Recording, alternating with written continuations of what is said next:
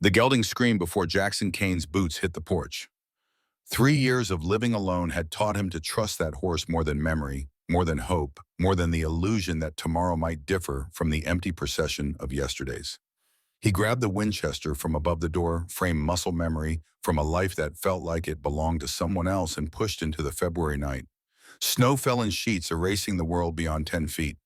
Montana in winter was a white void, beautiful and merciless, the kind of landscape that killed without malice or hesitation. Jackson's lantern carved a weak sphere of yellow light as he crossed the yard, his breath visible in ragged clouds. The barn door hung open, swinging in the wind, rust screaming against iron hinges he'd been meaning to oil since Sarah died. Sarah. The name still caught in his throat like a fishhook. 3 years, 2 months, 16 days since fever had stolen her in that bed inside the cabin, since he'd lowered her into frozen ground beneath the pine tree where they'd carved their initials 20 years prior. The preacher had said grief grew lighter with time, that wounds scabbed over and eventually faded to scars you could carry without bleeding. The preacher had been wrong. Jackson shoved the barn door wider, lantern raised, rifle ready. His mare stood in her stall, ears pinned back, nostrils flared, staring at something in the shadows near the hay bales where he stored winter feed. Not a mountain lion she'd be rearing and kicking. Not a bear, wrong time of year. Something else. Something that didn't belong. The lantern light found them huddled against the far wall like refugees from a disaster he couldn't name. 5 children pressed together for warmth, their eyes reflecting gold in the lamplight, feral and frightened. And slumped against the hay, barely breathing, a woman with blood dried on the side of her face and one boot missing. Jackson's throat tightened. The oldest child rose slowly, a girl of maybe 12 with dark hair escaping a braid, thin shoulders squared despite trembling limbs. She positioned herself between Jackson and the others, and something in her stance, protective, desperate, ready to die if necessary, reminded him of a wolf he'd once found defending her cubs from a grizzly. The wolf had died. The cubs had died. Nature was efficient that way. The girl's voice came out steady despite the shaking. We didn't take nothing, just needed somewhere warm. Jackson lowered the rifle an inch, his gaze moving from her to the woman to the 4 smaller children behind the girl. A boy around 8, pushing 2 little ones back, his hands protective on their shoulders. A scrawny teenager with fists, clenched chin jutting forward in defiance that looked more like terror. And in the very back, a tiny boy with wheat-colored curls clutching something to his chest, too young to understand danger, only that something was very wrong. How long you been here? Jackson's voice sounded foreign to his own ears, rough from disuse. He'd spoken to Doc Foster 2 weeks ago when he'd bought supplies in town, 5 words total. Before that, nothing since Christmas when Pastor Gray had tried to convince him to attend services. He'd declined. The girl's jaw tightened. Since before dark.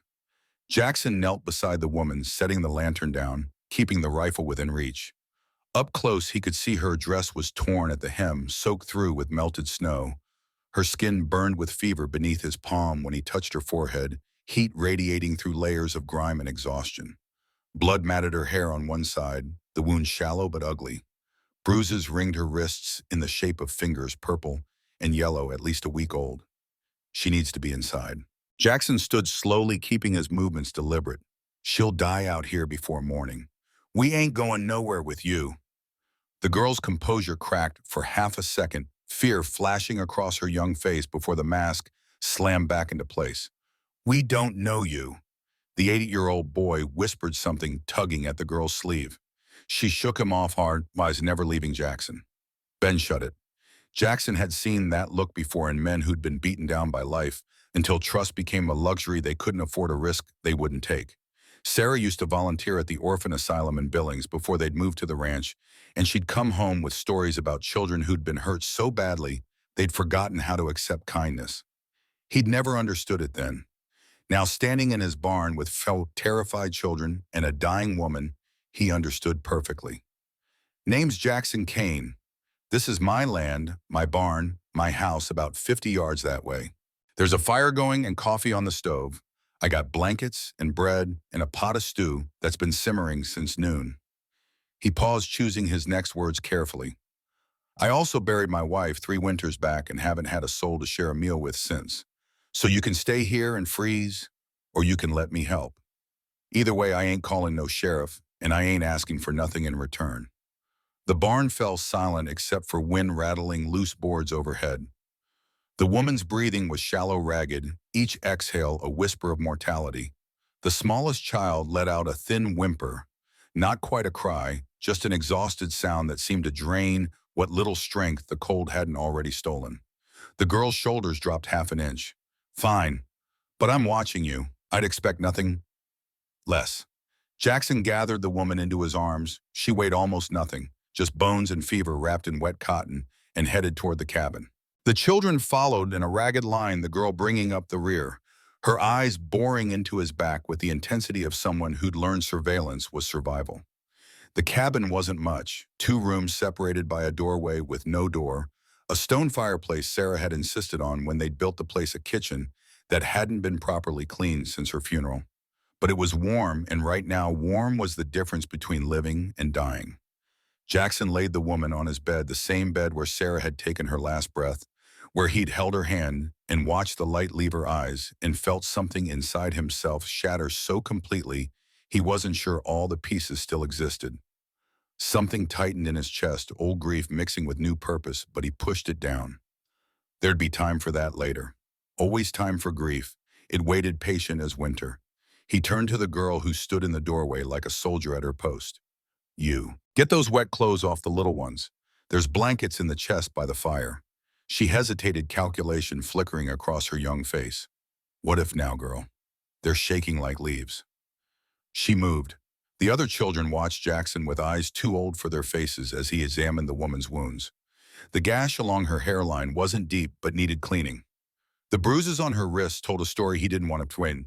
Her feet bare except for one sock were rubbed raw blisters on top of blisters, the kind of damage that came from walking miles without proper shoes. What's her name? The boy who'd whispered earlier spoke up, his voice cautious. Emma. Emma Reed. She's our ma. Jackson glanced at him at the slight hesitation before ma, the way the other children's eyes cut to the fierce girl for permission. All of you, the boy's gaze shifted.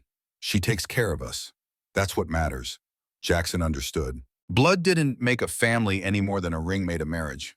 It was the staying that counted, the choosing to show up day after day when walking away would be easier. Sarah used to say that. He went to the kitchen and ladled stew into bowls, 5 of them, then a 6th for himself that he set aside. When he brought the food to the children, they stared at it like they'd forgotten what a full meal looked like the concept of abundance had been beaten out of them by miles and fear and empty bellies. Eat slow. Your stomachs ain't used to much. The smallest one, the boy with weak curls and eyes, the color of cornflowers, reached for the bowl with both hands. The 8-year-old helped him hold it steady, careful not to spill a drop. Thank you, mister. Jackson. The boy blinked. Thank you, Jackson. The fierce girl didn't eat. She sat apart from the others, back straight, watching the bedroom door, where Emma lay unconscious, and Jackson saw in her face what he'd been feeling for 3 years, the weight of being responsible for someone you couldn't save, the terror of watching them slip away despite everything you tried.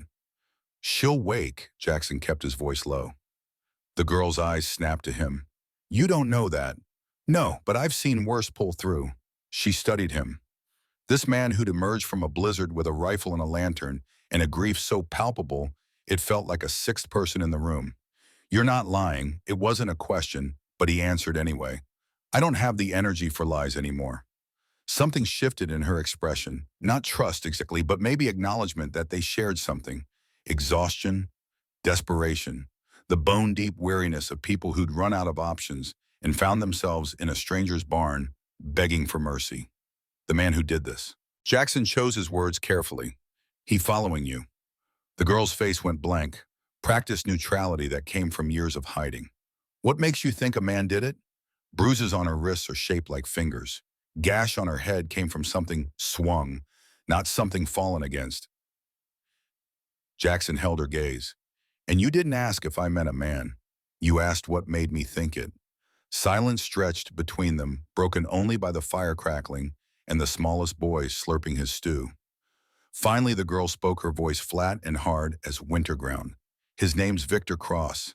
He's Emma's brother-in-law. Was sheriff back in Ridgeway, might still be. We've been running 3 weeks.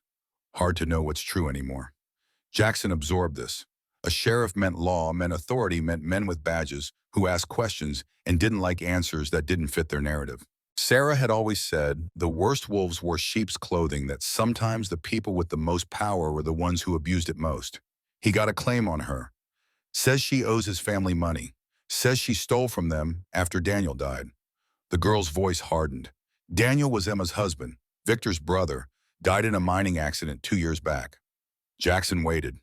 There was more, he could feel it hovering in the space between them. Except it wasn't no accident. The girl leaned forward, firelight casting shadows across her young face. Daniel found out Victor was skimming from the miner's wages, was going to report him. Week later, the tunnel collapsed. 32 men went in that morning. 14 came out. Cold settled in Jackson's gut that had nothing to do with winter. And Emma knows this. Emma's the one who figured it out. Found the real ledgers hidden in Victor's office, matched them against what the mine company reported. That's why Victor wants her back. The girl's eyes glittered. Dead wives don't testify. Outside, the wind howled like something wounded. Inside, 4 children ate stew with the single-minded focus of the starving, unaware that the 2 adults were discussing murder and corruption and the lengths desperate men would go to protect their secrets. The smallest boy's head began to nod his spoon, slipping from tiny fingers. The 8-year-old caught it before it fell, setting it gently in the empty bowl. She won't die here. Jackson's voice came out harder than intended. Whatever happens next, she doesn't die in my house. The girl looked at him with eyes that had seen too much known, too much carried too much. Why do you care? You don't know us. Jackson thought about Sarah, about the empty years since her death, about how he'd stopped speaking to neighbors and attending church, and caring about anything beyond the basic mechanics of survival. He thought about the grave under the pine tree and the promises he'd made, standing over it, promises about living, about honoring her memory by remaining part of the world instead of retreating into himself. No, but I know what it's like to lose everything and have nowhere to go. He stood moving toward the bedroom. And I know my wife would have taken you in without a second thought. Reckon that's reason enough. Before the girl could respond, a sound came from the bedroom. A cough, weak but unmistakable. Emma was waking. Jackson reached the doorway first but stopped at the threshold, some instinct warning him not to crowd a frightened woman. Emma struggled to sit up, her eyes wild with confusion and fear, her hands shooting out to search for something, a weapon, a handhold, anything familiar in this strange place. Easy. He kept his voice gentle. Easy now. Emma's gaze locked onto him, a stranger in the room where she'd lost consciousness, and he saw panic flood her features. The children. They're safe. They're right here. The fierce girl pushed past Jackson and rushed to Emma's side, her controlled facade cracking. Ma, it's okay. He helped us. Emma's breathing came ragged as she looked from the girl to Jackson to the other children visible through the doorway, their faces turned toward her with varying expressions of relief and worry. Where are we, my ranch? About 2 miles east of Copper Creek. Emma's face paled. That's only 4 days from Ridgeway, closer to 3 if the roads are clear. She tried to stand, her legs buckling immediately. The girl caught her and Jackson moved forward to help, but Emma flinched away from his touch. We have to go.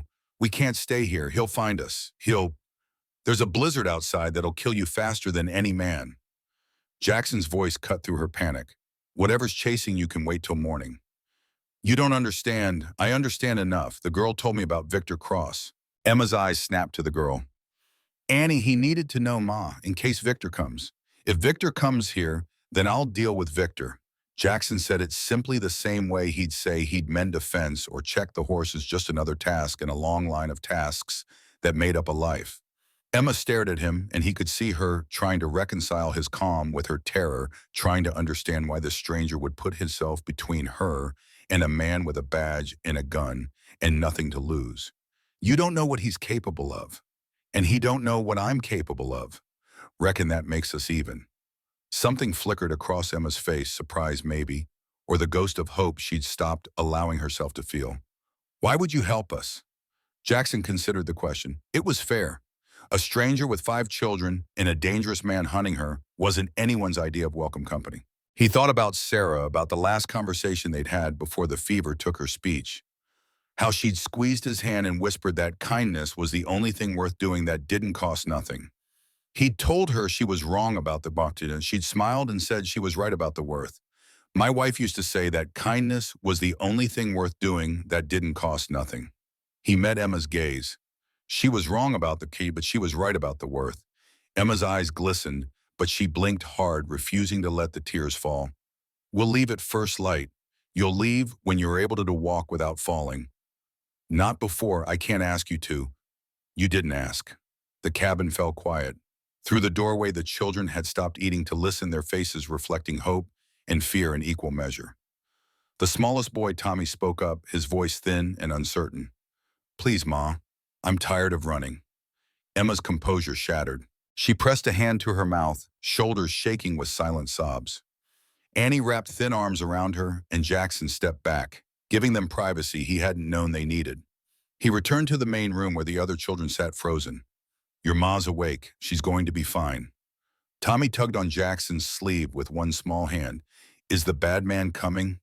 Jackson crouched to the boy's level, meeting eyes that held too much knowledge for a child so young. What's your name, son? Tommy. Well, Tommy, you see that door over there? The boy nodded. Ain't nobody coming through that door tonight, except the folks I want coming through, you understand? Tommy studied Jackson's face with the grave seriousness only a 3-year-old could manage, the kind of intensity that suggested he was weighing Jackson's words against every broken promise and failed protection he'd known in his short life. You promise, I promise. Tommy considered this, then nodded once and returned to his stew. The other children relaxed incrementally, their shoulders dropping, their grips on spoons loosening. Jackson stood and moved to the window, looking out into the endless white. Snow fell in hypnotic patterns, covering everything, erasing tracks, hiding the past beneath layers of blank future. In the bedroom, Emma's sobs gradually quieted. Annie's voice murmured something too soft to hear. The fire crackled its slow rhythm, and Jackson felt the weight of 6 lives pressing against the walls of his small cabin, filling the empty spaces Sarah's death had carved out. For 3 years, he'd lived in silence, speaking only when necessity demanded, existing in the hollow shell of a life that had once held meaning. Now suddenly his home echoed with children's breathing and a woman's grief and the promise he'd made to a frightened boy. The walls felt smaller, the air felt warmer, and somewhere deep in his chest, something that had been frozen for a very long time began cautiously to thaw. The night wore on. Emma slept again, real sleep this time, her fever breaking sometime around midnight. The children made beds on the floor near the fire, wrapped in quilts that still smelled faintly of lavender and dust. Sarah's quilts washed and folded, but unused since her death. Annie helped the younger ones settle her movements, efficient and tender. A girl forced to become a mother before she'd finished being a child. Jackson sat by the window, rifle across his knees, watching the storm rage against the glass. He wasn't keeping watch for Victor Cross, not exactly. The blizzard was too thick for travel, and even a desperate man would wait for dawn. But sitting here felt right. Somehow felt like purpose, felt like the first meaningful action he'd taken since lowering Sarah into frozen ground. Annie appeared beside him sometime after midnight, moving quietly like someone who'd learned to never announce her presence. You don't have to keep watch. Storm's too thick for anyone to travel. Probably right. Then why? Jackson was silent for a moment, organizing thoughts he hadn't spoken aloud in years.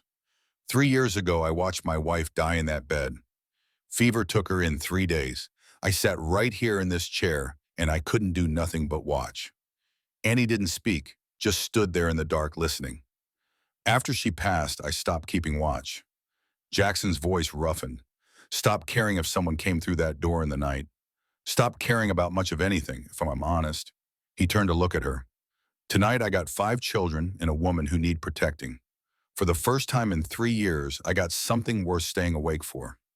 Annie absorbed this, her young face serious in the firelight. You're not what I expected. What did you expect? Someone who wanted something. Everyone always wants something. I want you to survive. Jackson held her gaze. That enough for now? She almost smiled. Almost. Yeah. That's enough. She returned to her blanket near the fire, curling beside Grace, the 7-year-old girl who clung to Annie with the desperation of someone who had already lost one mother and couldn't bear to lose another. Soon her breathing evened out into sleep. Her guard finally dropped in this warm room with a man who kept his promises. Jackson remained at the window. The lantern burned low, casting moving shadows across the walls. Outside, the storm raged on burying tracks, covering trails, hiding everything that had come before. Come morning, the world would be white and new blank as an empty page. But Jackson knew better than to trust a clean slate. Some stains didn't wash away with snow. Some followed you until you stopped running long enough to face them. Emma Reed had stopped running, or the blizzard had stopped her, which amounted to the same thing. Now the question was whether Copper Creek would let her stay, whether a small town with small minds could look past gossip and see a woman who'd walked through hell with 5 children and emerged on the other side battered but breathing. He thought about Sarah, about what she'd say if she could see him now harboring fugitives, defying whatever law Victor Cross claimed to represent, putting himself between a desperate woman and a dangerous man. Sarah would approve. She'd always had a soft spot for strays, and underdogs had always believed that the measure of a person was how they treated those who had nothing to offer in return. A coyote howled somewhere in the distance, its cry swallowed by wind and snow. Jackson shifted the rifle in his lap, his finger resting light on the trigger guard. Not aiming, not threatening, just ready. He'd been a soldier once before Sarah, before the ranch, before Montana. He'd learned to wait in the dark with a weapon and a purpose, learned to distinguish between the sounds of nature and the sounds of approaching danger. Tonight there was only the storm. Tomorrow, he suspected, would bring something else entirely. But tonight in this cabin, 6 souls found shelter from the cold. And for now, for this single breath of time, carved out from the endless procession of empty days, that was enough. Dawn came gray and bitter light, seeping through the windows, like something reluctant. Jackson woke in the chair by the window. His neck stiff, the rifle still warm in his lap from his body heat. He hadn't meant to sleep, but exhaustion had claimed him, sometime around 3, when the wind finally died and the snow stopped falling. The world outside lay buried under 2 feet of fresh powder, pristine and silent, the kind of silence that rang in your ears. Emma stood at the stove, one hand braced against the counter for balance, stirring something in a pot. She'd changed into dry clothes, one of Sarah's dresses, the green one with tiny white flowers, and her hair hung loose around her shoulders, damp from washing. The bruise on her temple stood out stark against pale skin, purple and yellow like a sunset gone wrong. You should be resting. Jackson set the rifle aside and stood, joints cracking. Emma didn't turn around. Been resting all night. Figured I owed you breakfast at least. You don't owe me nothing. She did turn then, and Jackson saw her eyes were clear despite exhaustion carving lines around her mouth. Maybe not, but I'm cooking anyway. Keeps my hands busy, Jackson understood. After Sarah died, he'd rebuilt the entire south fence in a week, working until his hands bled and his back screamed because movement was easier than stillness, and exhaustion was easier than thought. He moved to the sink and splashed cold water on his face, the shock of it clearing the fog from his brain. The children still slept in a tangle of limbs and blankets near the dying fire. Tommy had his thumb in his mouth, curled against Ben's chest. Grace sprawled across Annie's legs, one arm flung wide. Marcus, the teenage boy, slept separate from the others, his back to the wall, even in sleep, maintaining distance. How long they been with you? Jackson kept his voice low. Emma's stirring slowed. Different times. Ben and Grace are mine by blood. Their father, my husband Daniel, he died 2 years ago. Tommy came to us 6 months before that. His mother died in childbirth at a way station.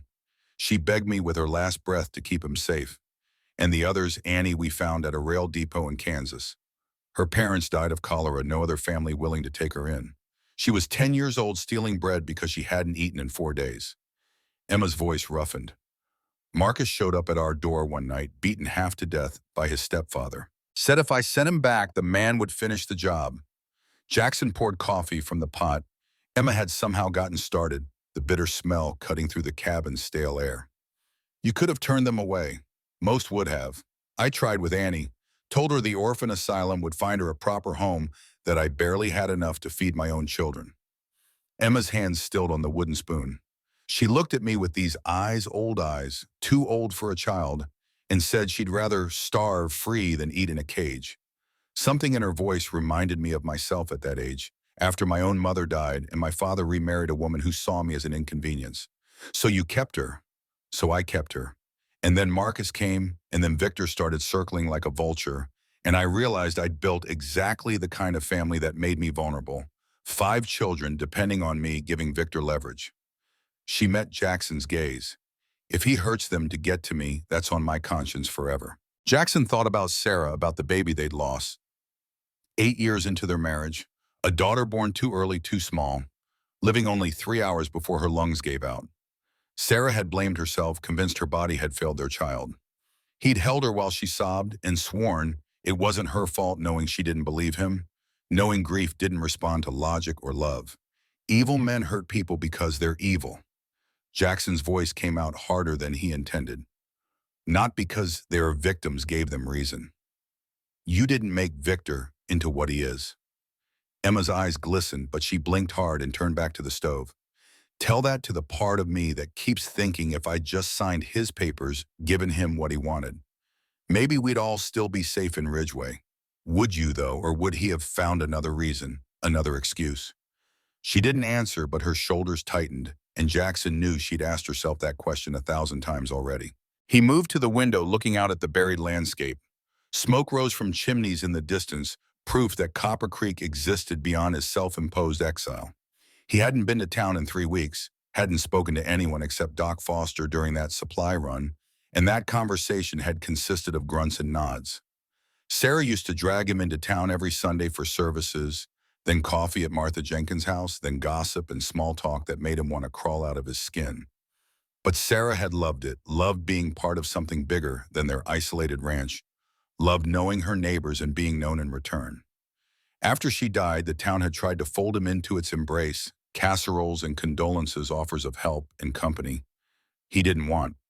He'd pulled away, retreated into silence, and eventually they'd stopped trying. Now he had a house full of people who needed more than he knew how to give, and the town he'd been avoiding for 3 years suddenly represented safety or danger. He couldn't decide which. Behind him, Annie stirred, sitting up slowly, her hand immediately checking that the younger children were still there, still breathing, still safe. Old habits, Jackson thought. The kind that came from losing people you loved, from learning that sleep was when bad things happened. Annie's eyes found Jackson, then Emma, cataloging the scene with the precision of someone who'd learned to assess threats before fully waking. Morning, morning. Jackson handed her a cup of coffee, black and strong enough to strip paint. You eat breakfast yet? Annie accepted the cup with both hands, savoring the warmth. Don't usually eat breakfast. Makes lunch hit harder. The casual way she said it, the logic of someone rationing scarce resources, made Jackson's chest tighten. Well, you're eating breakfast today. Emma's cooking enough to feed half of Montana. Annie almost smiled, but it died before reaching her eyes. What's the plan? Jackson glanced at Emma, who'd gone still at the stove. Plan is to keep you safe until we figure out what comes next. That's not a plan. That's a hope. Fair point. Jackson set his coffee down. Victor know you're here, not yet, but he'll figure it out. She paused. He's not stupid. Mean, but not stupid.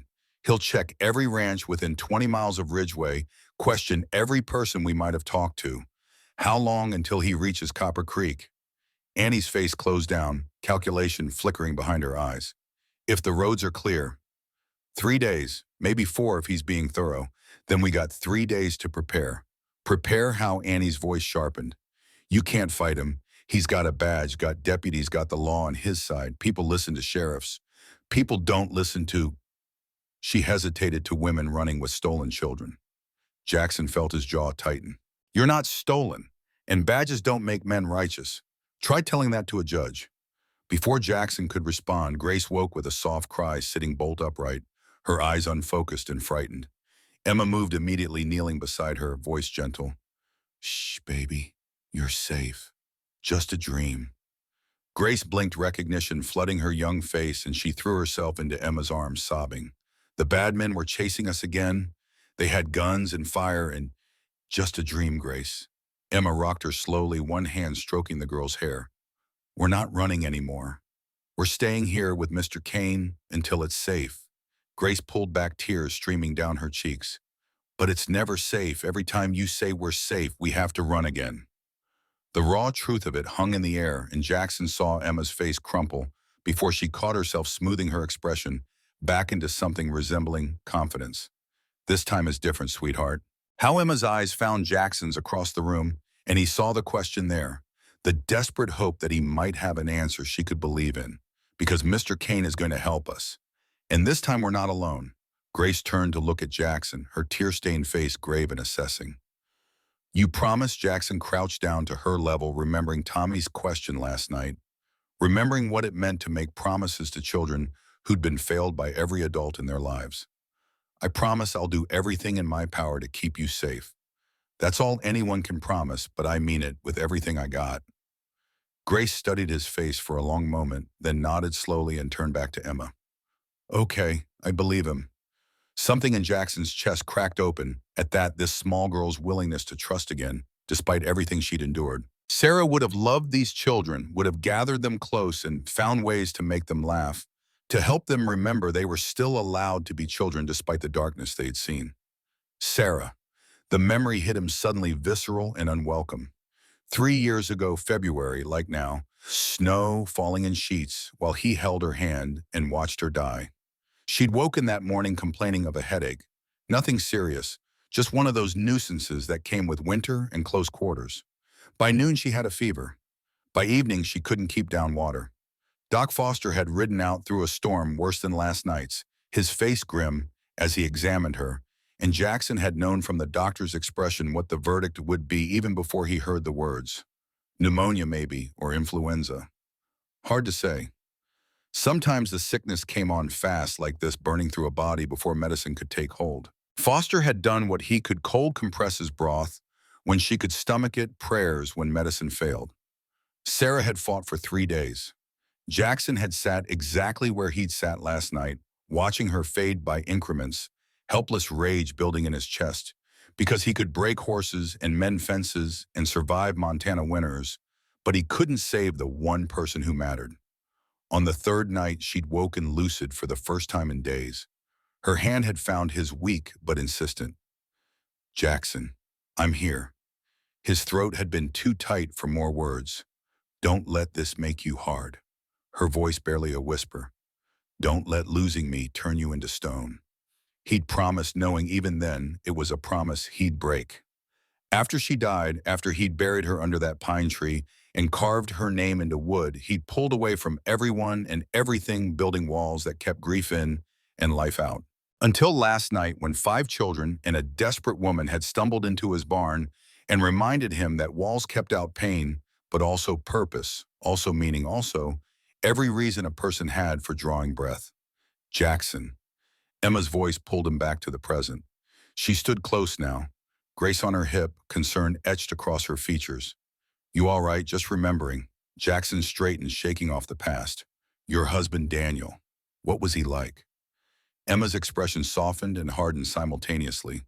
Love and loss braiding together. He was good. Too good for Victor, that's certain. They were brothers, but you'd never know it to look at them. Daniel believed in fairness and honest work, in treating miners like men instead of machinery. And Victor believed in profit. Emma shifted Grace to her other hip. He'd been running the mine for 5 years when Daniel joined on as foreman. Daniel thought he could be a good influence, help Victor see the workers as human. Instead, Daniel saw how Victor operated, skimming wages, falsifying safety reports, pushing men into dangerous situations to meet quotas. Jackson poured more coffee, his hands steady despite the anger building in his gut. When did Daniel figure it out? 6 months before the collapse. Emma's voice went flat, the way people's voices went when they recounted trauma so often it lost emotional texture. He found the real ledgers, the ones Victor kept hidden, cross-referenced them with what the mining company received. The numbers didn't match. Daniel confronted Victor privately, told him he had 1 week to confess or Daniel would go to the territorial authorities. Jackson could see where this was going. And Victor couldn't let that happen. The tunnel collapsed 5 days later. Emma set Grace down gently, her hands trembling. 32 men went in that morning. 14 came out. Daniel wasn't one of them. Victor was distraught, or he seemed to be. Gave a beautiful eulogy about his brother's sacrifice, about how mining was dangerous work, and sometimes the mountain took its due. But you didn't believe it. Emma's laugh held no humor. I believed it for about a month, until I started going through Daniel's papers trying to settle his affairs. Found his notes hidden in a book, everything documented. Dates, amounts, names of miners Victor had threatened. Found the real ledgers Daniel had copied. Found letters he'd written to the territorial governor unsent because he died before he could mail them. Jackson felt cold settle in his bones that had nothing to do with winter. And when Victor found out, you knew. He came to me with condolences and forged documents saying Daniel had signed over his share of our house, his savings, everything. Said Daniel owed the family money from some business venture. Emma's voice went hard. But I'd watched Daniel sign our marriage certificate, seen his signature 100 times. The documents Victor showed me were forgeries and not even good ones. So you refused to sign. So I refused. And then my barn burned down. Week later, someone poisoned our well. Week after that, Victor showed up with social workers, said I was an unfit mother, that I was mentally unstable, that the children needed to be placed in his custody for their own safety. Jesus. Jackson set his cup down too hard, coffee sloshing over the rim. I ran that night, packed what we could carry, took the children, and ran. Emma's eyes met his. We've been running ever since. Kansas, Nebraska, Wyoming, now Montana. Every time I think we've gotten far enough, Victor appears. He's got connections. Money, that badge that makes people believe him instead of me. Annie spoke up from across the room, her voice tight. He's obsessed, not just with covering up what he did, with owning Emma, controlling her, proving he won. Jackson looked between them, in understanding dawning. This wasn't just about silencing a witness.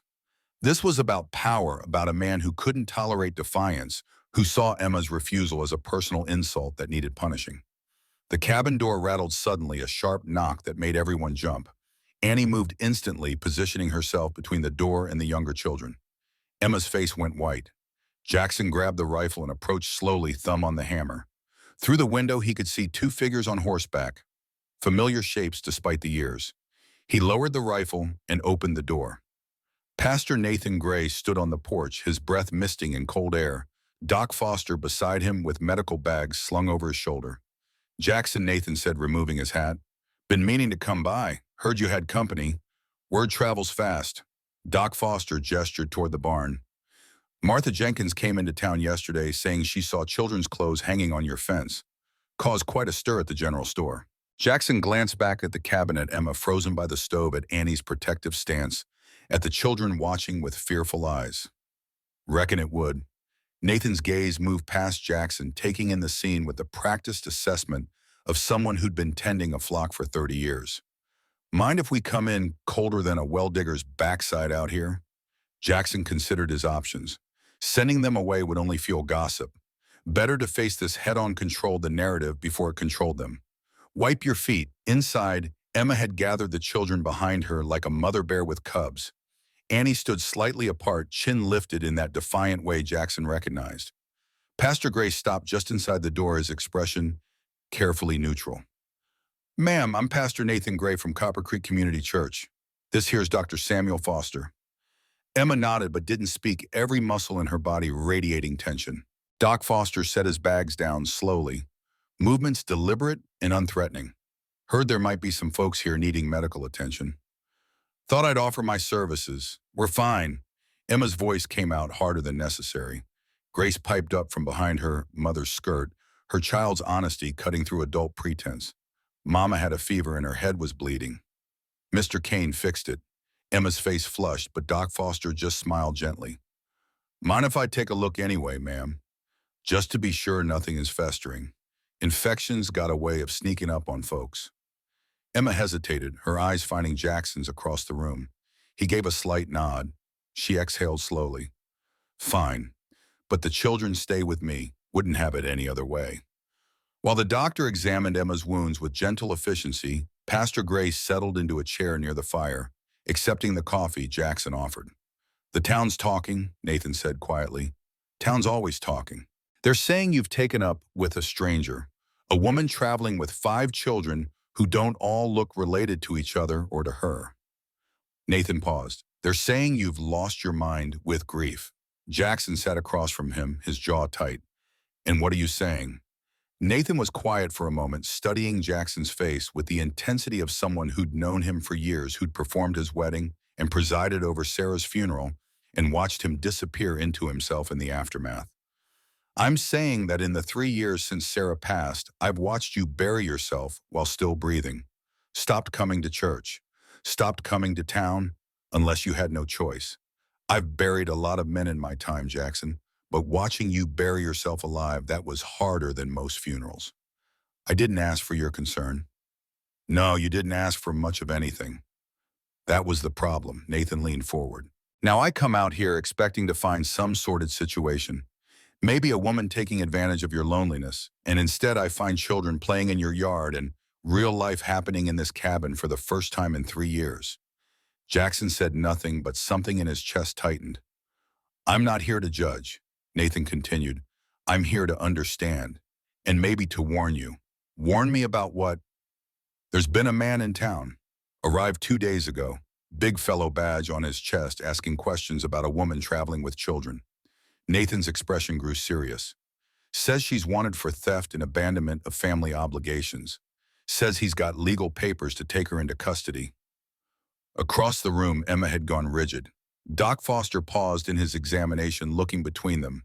He gave a name. Jackson kept his voice level. Shaw. Victor Shaw. Claims to be sheriff of Ridgeway County. Nathan's eyes moved to Emma. Says the woman he's looking for is named Emma Reed. Emma stood slowly, Grace clutching her skirt. That's me, and he's a liar. Nathan raised an eyebrow. That's a serious accusation, ma'am. It's the truth. Emma stepped forward, her fear transforming into something fiercer. Victor Shaw killed his own brother, my husband, because Daniel was going to expose him for stealing from minors. He forged documents to steal everything Daniel built. And when I wouldn't sign over what little we had left, he burned my barn and poisoned my well. You have proof of these accusations. Emma's hands clenched into fists. I have Daniel's letters detailing what Victor was doing. I have his real signature to compare against Victor's forgeries. I have the names of 3 minors who saw Victor enter that tunnel the day it collapsed. She paused. What I don't have is a badge or connections or money to make people listen. The cabin fell silent. Doc Foster had stopped any pretense of examining Emma's wounds, his full attention on the conversation. Annie watched from her position near the children, her young face older than it should be. Pastor Gray studied Emma for a long moment, then turned to Jackson. You believe her? I do. Why? Because a woman who walks through a blizzard with 5 children doesn't do it for money or revenge. Jackson held his old friend's gaze. She does it for survival, and survival don't need to lie. Nathan absorbed this, his expression unreadable. After what felt like an hour but was probably 30 seconds, he nodded slowly. Victor Shaw is staying at Martha Jenkins' boarding house. He's been showing your photograph around, ma'am, offering a reward for information. Emma's face went white as ash. Then we have to leave. Tonight, before in this weather, Doc Foster interjected. Ma'am, another storm's coming in by nightfall. You wouldn't make it 5 miles before the children froze. Then what do you suggest? Emma's voice cracked. Wait here for him to find us. Let him take the children. Let him. I'm suggesting, Nathan said carefully, that running hasn't worked so far. Maybe it's time to try something different. Like what? Stand and fight a man with a badge and a gun and the law on his side. The law isn't on his side if what you say is true. Nathan stood, moving toward her. It's only on his side because no one's challenged it yet. He paused. I'm asking you to trust us, Mrs. Reed. Trust this town. Emma stared at him like he'd suggested she trust a rabid dog. You don't know what you're asking. I'm asking you to trust that most people, when they see a mother protecting her children from a dangerous man, will choose to do what's right. Nathan's voice softened.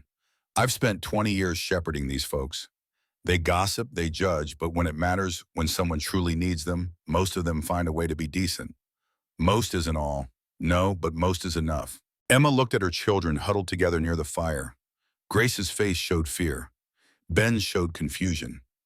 Tommy was too young to understand fully, but old enough to sense danger.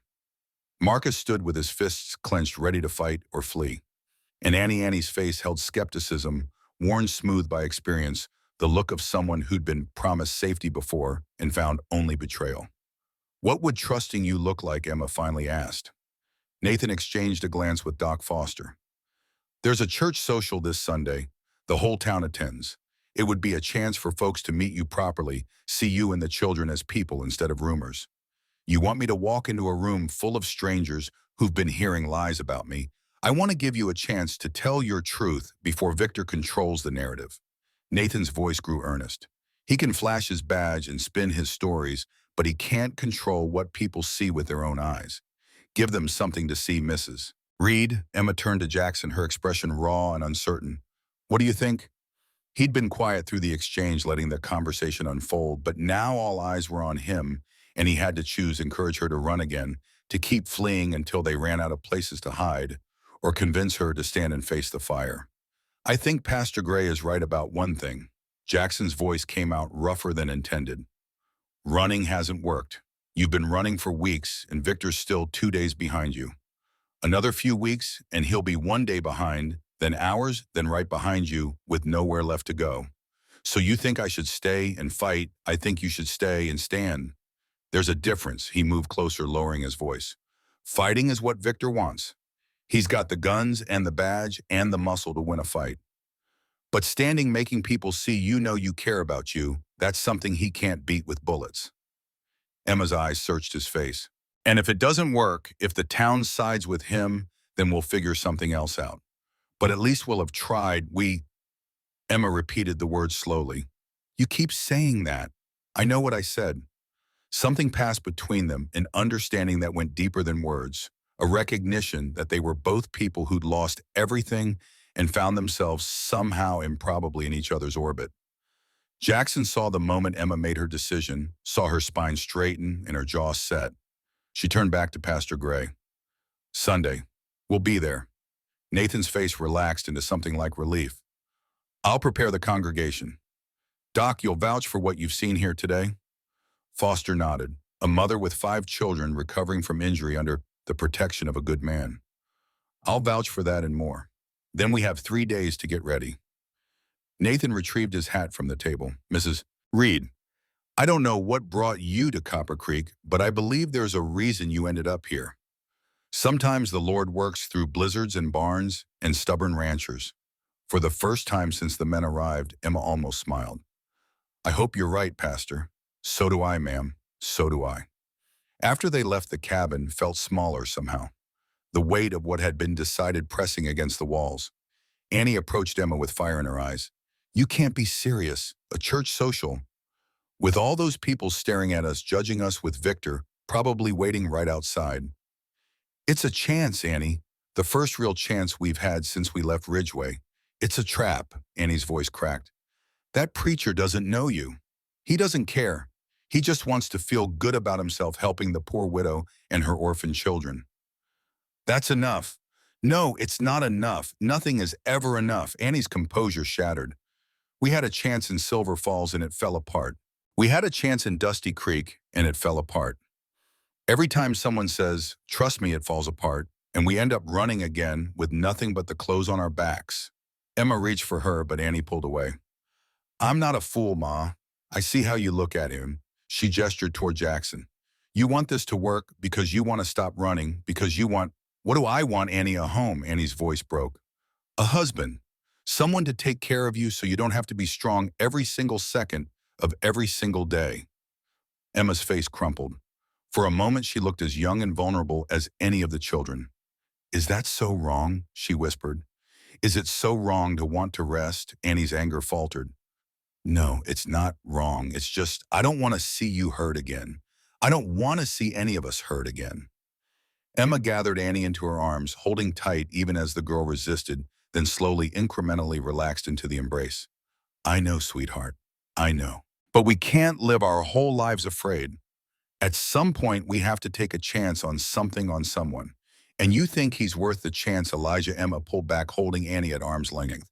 I think he's the first man in a very long time who's asked for nothing and given everything. I think he's carrying his own grief, and instead of letting it make him hard, he's let it make him kind. She paused. That's rare, Annie, and rare things are worth protecting. Annie wiped her eyes with the back of her hand. I still don't trust the pastor. You don't have to. You just have to trust me. A long moment passed. Then Annie nodded once. Okay, Ma, Sunday. But if things go wrong, we run. Together. Like always. Promise, promise. The door opened, bringing a gust of cold air. Jackson stepped inside, stamping snow from his boots. He took in the scene, Emma and Annie standing close, the other children watching with wide eyes, and said nothing, simply moving to the fire to warm his hands. That night, after the children were asleep and the cabin had settled into quiet, Emma found Jackson on the porch, wrapped in his heavy coat, watching stars emerge through breaks in the clouds. Mind if I join you? He shifted to make room on the bench, and she settled beside him close enough that their shoulders almost touched. You didn't have to do that today. Stand by me. Vouch for me. You barely know me. I know enough. She turned to look at him, her breath misting in cold air. What if you're wrong? What if I'm exactly what Victor says I am? I'm not wrong. Emma shook her head, something between exasperation and wonder in her expression. It can't be that simple. Why not? Because nothing in my life has ever been that simple. There's always a catch, always a price, always something waiting to fall apart. Jackson was quiet for a moment, then reached into his coat pocket and pulled out a worn leather pouch. He opened it carefully, revealing a lock of hair tied with faded ribbon. Sarah, he cut this for me the week before she passed. Said she wanted me to have something to hold on to when she was gone. Emma's throat tightened. For 3 years, I've been holding on to that hair like it was all I had left of her. Jackson's voice roughened. Like letting go of it meant letting go of everything we were together. But lately I've been thinking maybe that's not what she would have wanted. What do you mean she was practical, my Sarah? Stubborn as a mole and twice as opinionated. If she could see me now alone, bitter talking to her grave every Sunday like she could hear me, she'd knock me upside the head and tell me to stop being a fool. Emma almost smiled. She sounds remarkable. She was. Jackson turned to face her fully. And she would have liked you.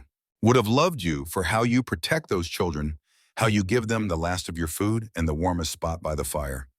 Emma's eyes filled with tears she refused to let fall. I'm scared. I've been scared for so long. I've forgotten what it feels like to be anything else. I know. And Sunday walking into that church facing all those people, I don't know if I can do it. You won't be doing it alone. She looked at him, really looked, taking in the lines of his face, the silver at his temples, the steadiness in his gaze that hadn't wavered once. Why? Why are you doing all this? Because when I found you in that barn half dead, holding on to those children like they were all that mattered, I saw something I recognized. Jackson's voice dropped. I saw someone who'd lost everything and was still fighting. And for the first time since Sarah died, I felt like maybe there was something worth fighting for again. You don't owe me anything. I know. Jackson took her hand in his rough palm warm against her cold fingers. But I choose this. I choose you. All of you. For as long as you'll let me. Emma stared at their joined hands, watching her own fingers tremble. I don't know if I can love anyone again. Daniel losing him nearly destroyed me. I don't know if there's enough left of me to give. I'm not asking for everything. I'm just asking you to let me stand beside you. The rest can come whenever it comes, or never. That's up to you. She looked up at him, this quiet man who'd opened his door to strangers and asked nothing in return. Okay, she whispered. Okay, I'll let you stand beside me. And maybe she squeezed his hand. Maybe I'll see what else I can find to offer along the way. That's enough for me. They sat together in the cold hands intertwined, watching the stars wheel overhead. In 3 days, they would face the town. In 3 days, everything could fall apart or finally come together. But tonight, there was only this two wounded souls finding shelter in each other and the faint flickering hope that maybe, just maybe, they had finally stopped running. Inside, Annie stood at the window watching them. She saw their joined hands, the way Emma's head tilted toward Jackson's shoulder, the stillness that had settled over them like a blessing. For the first time in months, she didn't feel the overwhelming urge to run. She felt something else instead, something fragile and unfamiliar, that she was almost afraid to name. She felt like maybe they'd found a place to belong. The next morning, Jackson woke to find a dead rabbit on his porch. Its throat had been cut clean, the wound precise and professional. Beneath its body lay a folded paper, the ink barely dried, despite the cold. Last warning. Jackson picked up the note, his jaw tightening as he read it. Victor Cross had found them. The clock was ticking now, 3 days compressed into hours, and the storm gathering on the horizon had nothing to do with weather and everything to do with a man who believed his badge made him God. Jackson burned the note in the stove without showing Emma. Some threats didn't need words to be understood. Victor was coming, and when he arrived, someone's world would end. Jackson just had to make sure it wasn't theirs. Sunday morning arrived with a sky the color of old bone and cold that cut through wool like paper. Emma stood before the small mirror in Jackson's bedroom, her fingers trembling as she fastened the buttons of the blue dress he'd given her, another of Sarah's altered to fit her narrower frame. The woman staring back looked like a stranger, clean and pressed and terrified in equal measure. Grace appeared in the doorway, her hair brushed smooth for the first time in weeks, wearing a dress Martha Jenkins had sent over yesterday with a note that read simply, "For the girl, no judgment, no conditions, just fabric and thread in an act of kindness from a woman Emma had never met." "Are we really going to church?" Grace's voice was small and certain. "We are, sweetheart." "Will there be other children there?" "I expect so." Grace's face brightened, then clouded. "What if they don't like us?" Emma knelt down, taking her daughter's small hands. "Then we'll know they're not worth worrying about. But I think you might be surprised. Most children are curious, not cruel. That's not what Annie says. Annie's had harder experiences than most. But that doesn't mean everyone is unkind." Emma kissed Grace's forehead, tasting fear and hope in equal measure on her own lips. "Now go tell the others it's time to leave." Grace scampered off, her footsteps light on the wooden floor, and Emma turned back to the mirror. Her hands were still shaking.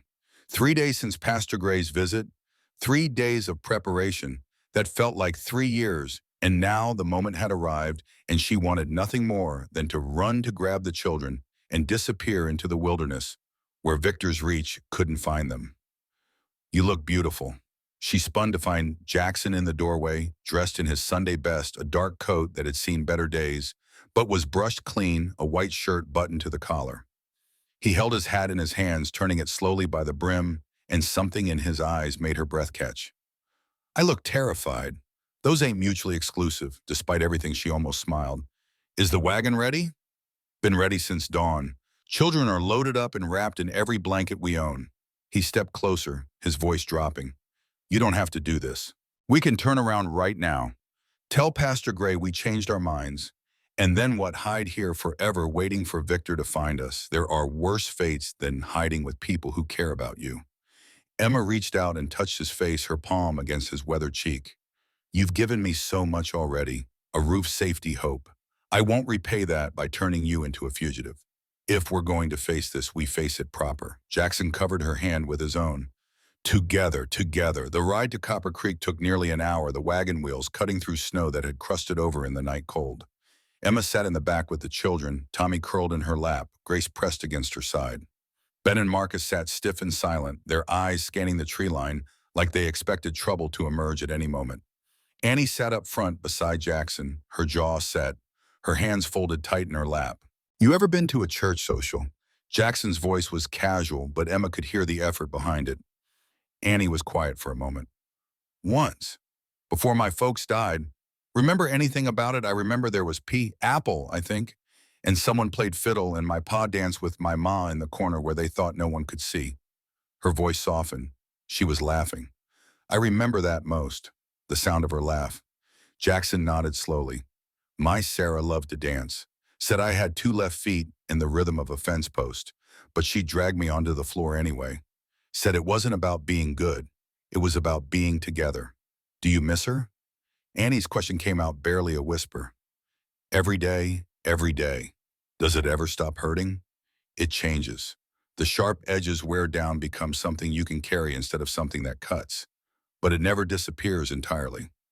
He glanced at her. "Wouldn't want it to, I reckon. The pain means it mattered." Annie absorbed this in silence, her young face serious. Then almost reluctantly, "Emma's good. Better than she knows. She didn't have to take me in. I know. If something happens today, if that man shows up and things go bad, nothing's going to happen. But if it does," Annie turned to look at him, her eyes fierce. "You get her out. You get Ben and Grace and Tommy out. Marcus and me, we can take care of ourselves." Jackson held her gaze. "I promise that if things go bad, we all get out together. That's the only promise I'm making." Annie opened her mouth to argue, then stopped. Something in her expression shifted, not softened exactly, but eased.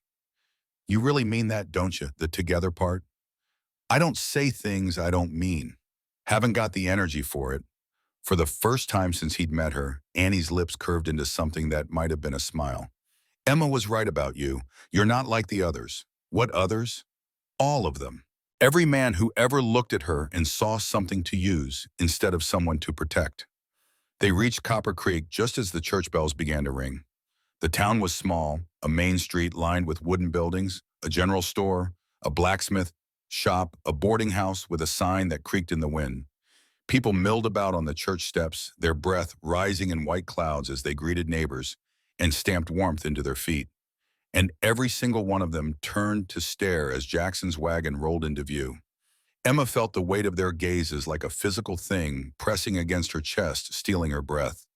She straightened her spine, lifted her chin, and refused to look away. Let them look. Let them judge. She had walked through worse than gossip. Mama, Grace's whisper was urgent, frightened. They're all looking at us. Let them look. Emma's voice came out steadier than she felt. We have nothing to hide. Jackson pulled the wagon to a stop near the church steps and climbed down, circling around to help Emma descend. His hands were steady as she took them, his grip firm and reassuring. The children followed Ben, helping Tommy Annie, keeping a protective arm around Grace Marcus, bringing up the rear with his fists clenched at his sides. Pastor Gray appeared at the church entrance, his face creased with something that might have been concern or relief or both. Mrs. Reed, I'm glad you came. You gave me little choice, Pastor. I gave you an opportunity. What you do with it is entirely up to you. He turned to the gathered crowd, raising his voice. Friends, I'd like you to meet Emma Reed and her children. They're guests at Cane Ranch, and I expect you'll treat them with the same Christian charity you'd show any stranger in need. The crowd murmured, a low rumble of voices that Emma couldn't quite parse. She caught fragments, vagrant scandal, shame, but also other words, softer ones. Poor things, so many children, look how thin they are. A woman pushed forward from the crowd, silver hair pinned beneath a severe bonnet, eyes sharp as broken glass. She stopped directly in front of Emma and looked her up and down with an assessment that felt like judgment and curiosity braided together. You're the one everyone's been talking about. The woman's voice was flat, unreadable. Emma met her gaze without flinching. I expect I am. They say you were running from the law. They say you stole from family. They say a lot of things. Most of them aren't true. The woman's eyes narrowed. And what is true, Mrs. Reed? Emma felt the crowd pressing in, felt their judgment wrapping around her like a shroud. She could lie, could deflect, could play the meek widow, and hope their pity outweighed their suspicion. But she was tired of pretending, tired of shrinking herself small to fit other people's expectations. What's true is that my husband was murdered by his own brother. Emma's voice came out clear and strong, despite her racing heart. What's true is that same brother forged documents to steal everything my husband worked for. What's true is that when I refused to let him take what little we had left, he made my life so dangerous I had no choice but to run. The crowd went silent, the kind of silence that felt like held breath. What's true is that I walked through a blizzard with 5 children, 3 of whom aren't even mine by blood, because someone had to protect them, and there was no one else willing to do it. Emma's voice rose, years of fear and frustration pouring out.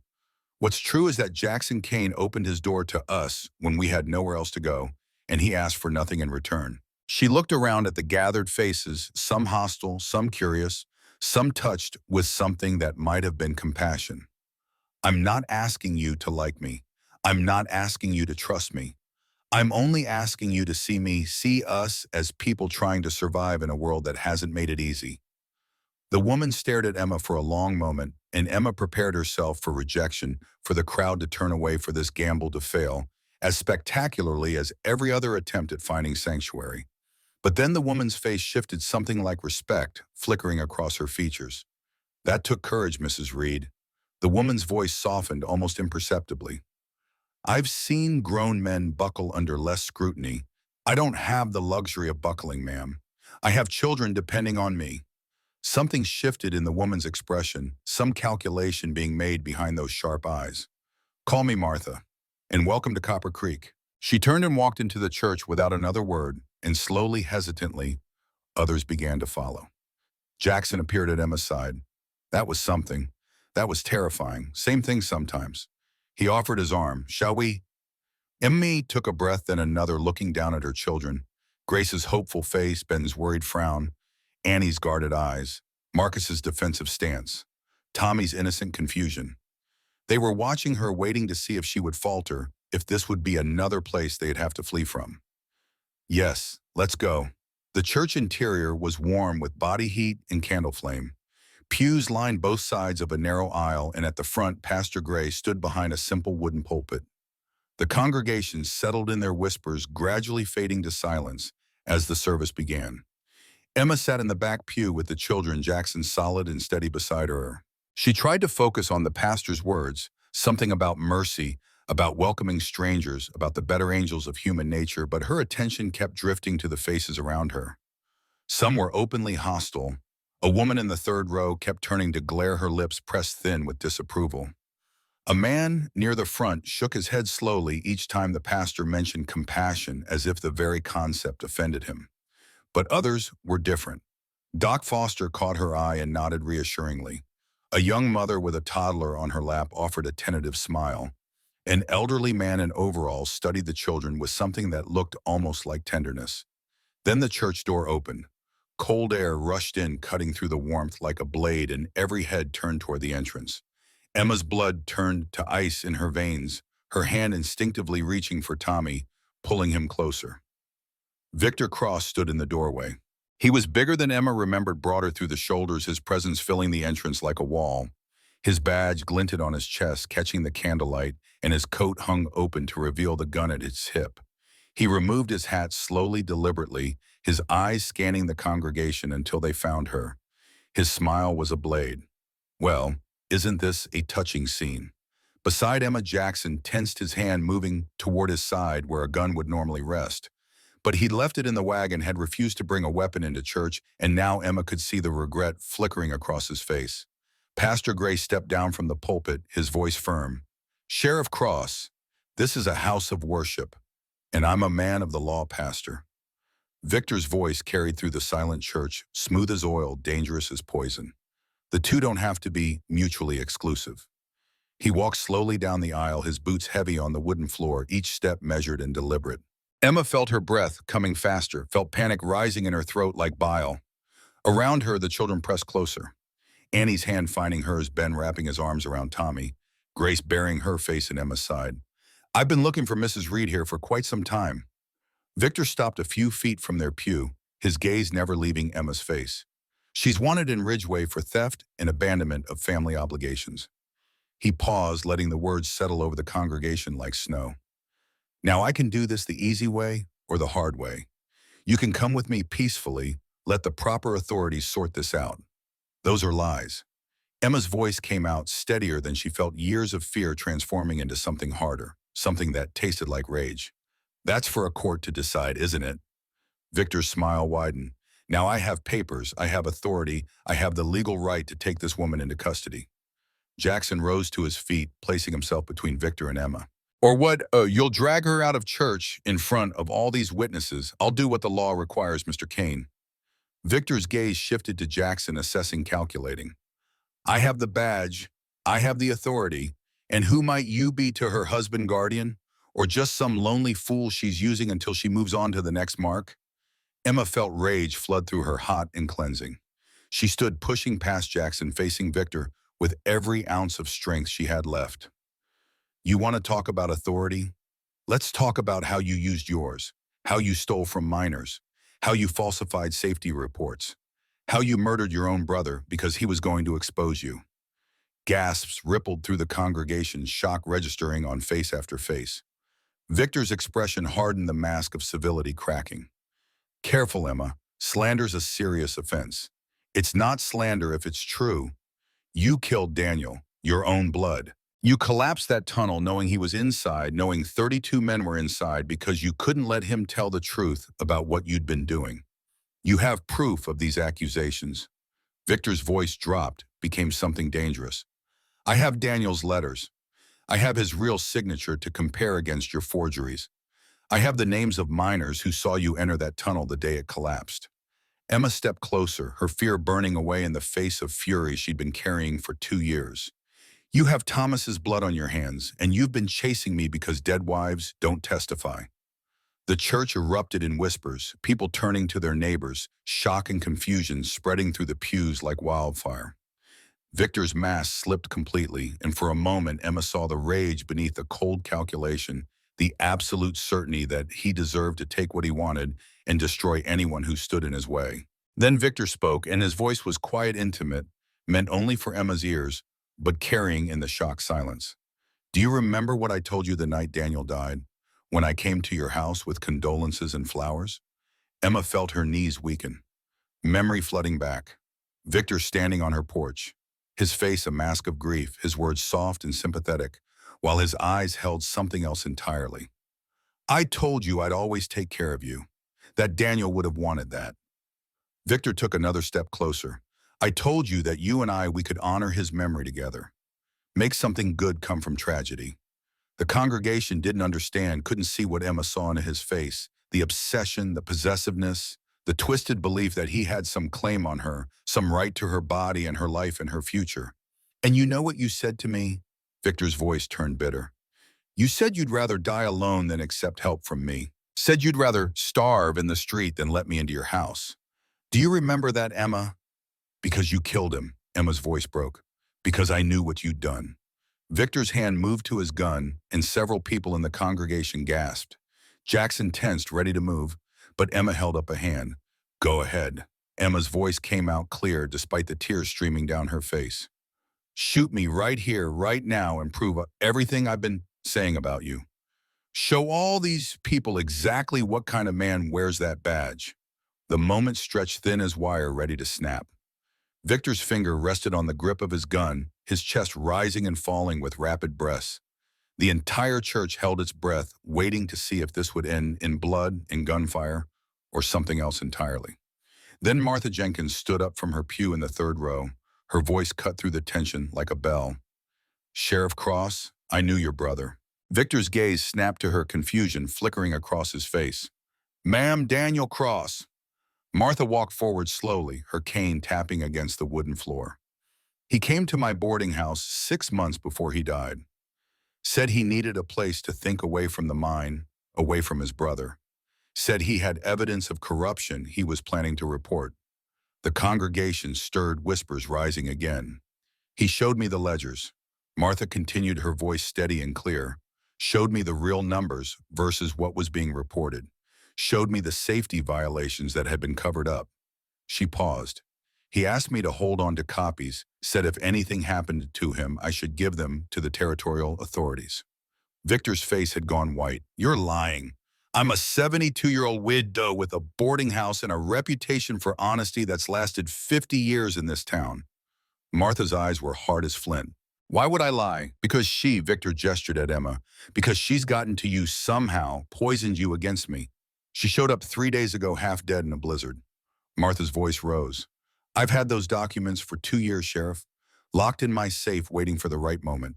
She turned to face the congregation, waiting for someone brave enough to speak the truth about what happened in that mine. The church erupted, people rising from their pews, voices overlapping, shock and anger and confusion, braiding together into something that felt like justice trying to be born. Victor looked around wildly, seeing control slip away, seeing the narrative he'd crafted so carefully beginning to crumble. This isn't over. His voice was raw, desperate. You think you've won. You think any of this matters. I have connections. I have authority. You have nothing. Jackson's voice cut through the chaos. You had power built on lies and fear, and now people see you for what you are. Victor's gaze swung to Jackson, and Emma saw murder in his eyes. Saw him calculating whether he could shoot his way out of this church, whether he could silence everyone who'd heard Martha's testimony. His hand twitched toward his gun. Don't, Doc Foster spoke from his pew, his voice calm but carrying authority of its own. There are 40 witnesses here, Sheriff. Whatever you do next, we'll all remember. Every newspaper from here to San Francisco will print the story. Victor's hand hovered over his weapon, the moment stretching impossibly thin. Then slowly his shoulders dropped. This isn't over, he repeated, but the fire had gone out of his voice, replaced by something hollow. I'll be back, with proper warrants, proper authority. You'll all answer for this. He turned and walked back down the aisle, his boots echoing in the silence.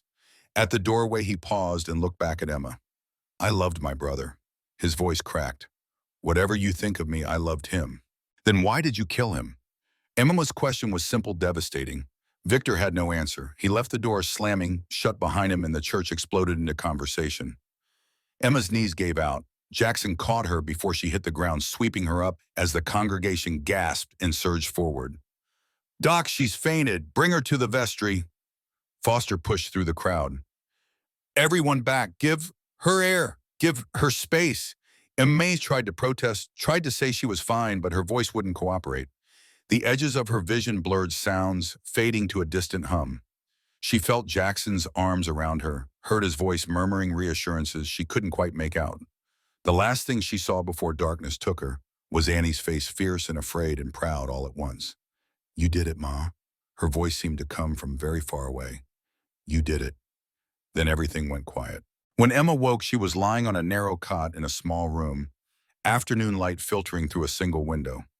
Jackson sat beside her, his hand wrapped around hers, his face lined with worry. "Welcome back." She tried to sit up. He eased her back down. "Easy. Doc says you're exhausted." Body finally gave out after weeks of running on nothing but fear and stubbornness.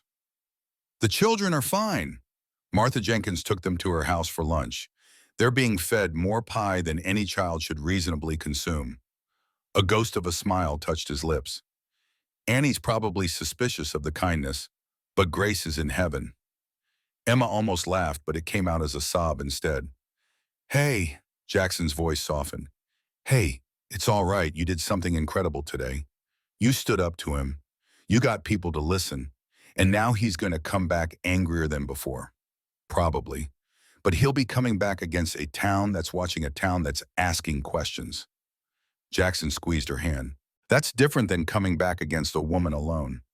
Emma turned her head to look at him, at this man who'd given her shelter and safety, and something that felt dangerously like hope.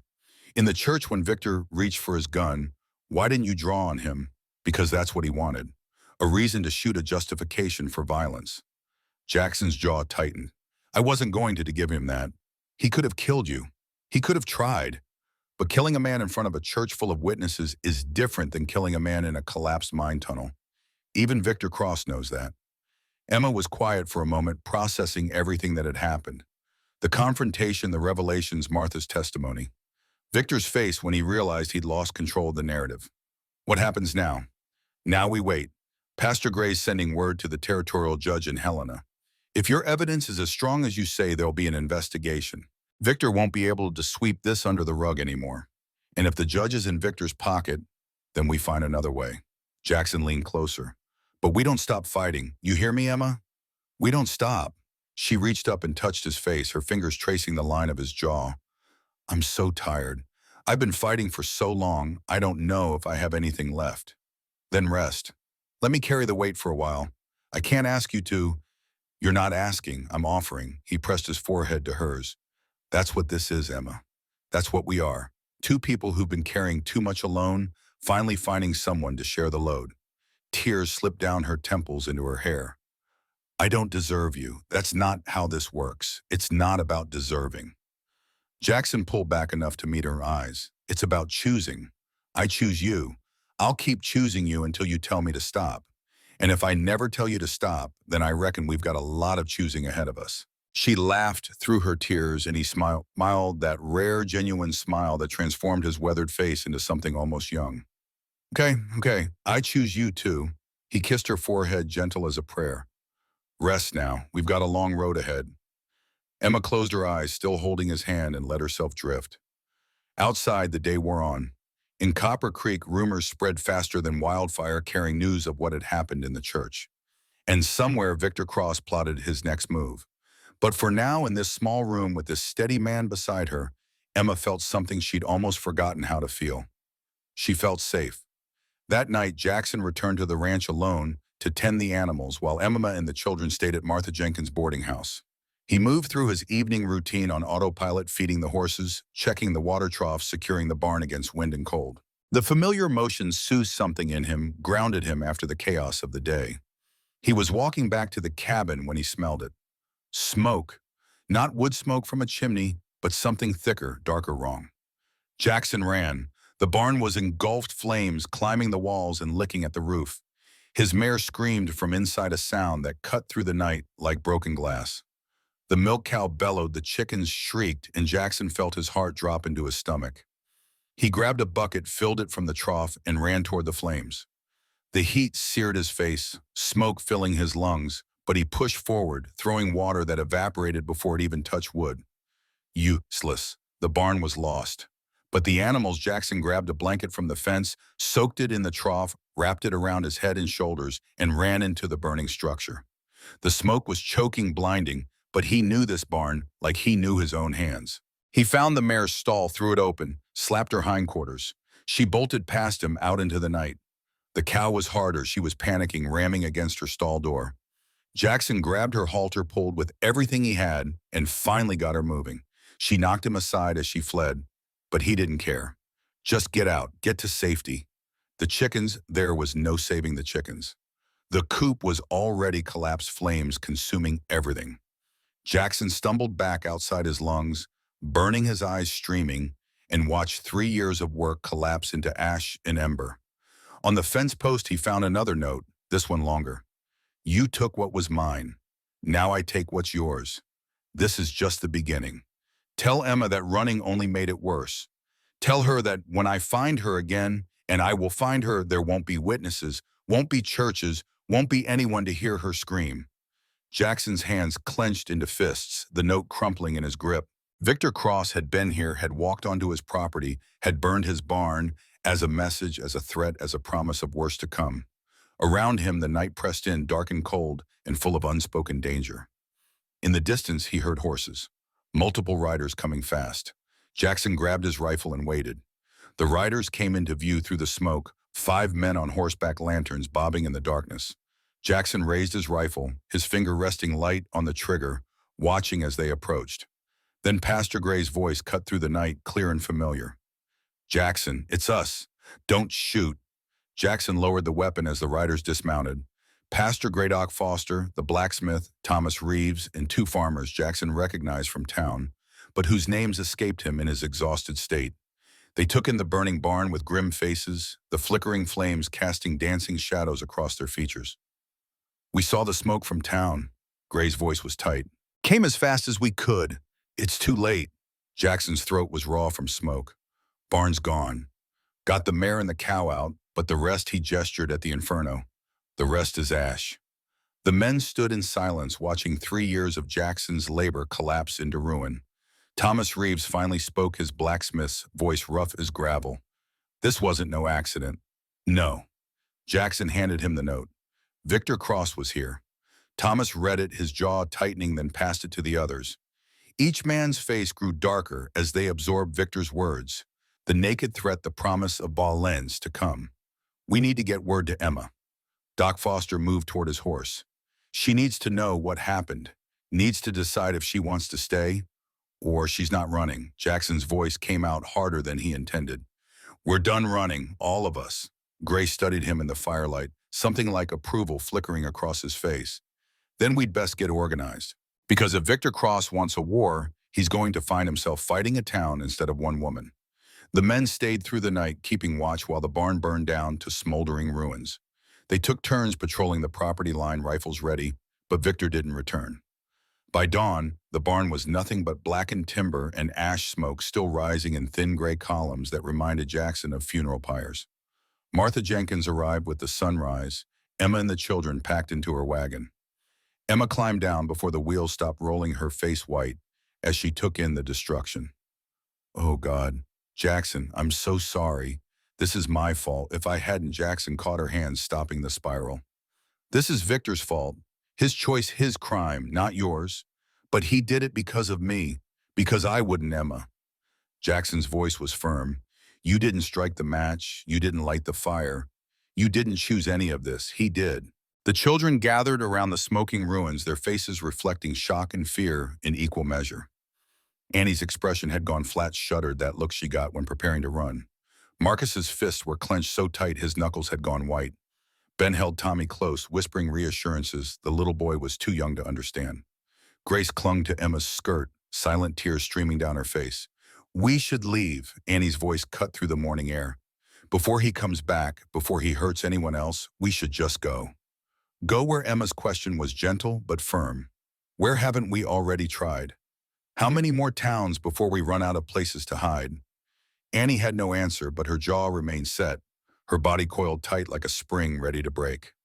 Pastor Gray approached his face lined with exhaustion from the long night. Mrs. Reed, I've sent a rider to Helena. Judge Harrison should receive word by tomorrow night, can be here in 4 days if he pushes hard. 4 days. Emma looked at the destroyed barn, at the smoke still rising at her children's frightened faces. Can we hold out that long? We don't have a choice, Gray's voice softened. But you won't be holding out alone. I've spoken with the town council. Starting today, there'll be men posted on the road watching for Victor or his deputies. Any stranger comes within 5 miles of here will knows about it. You're asking people to risk their lives for us. For strangers. I'm not asking. They're volunteering.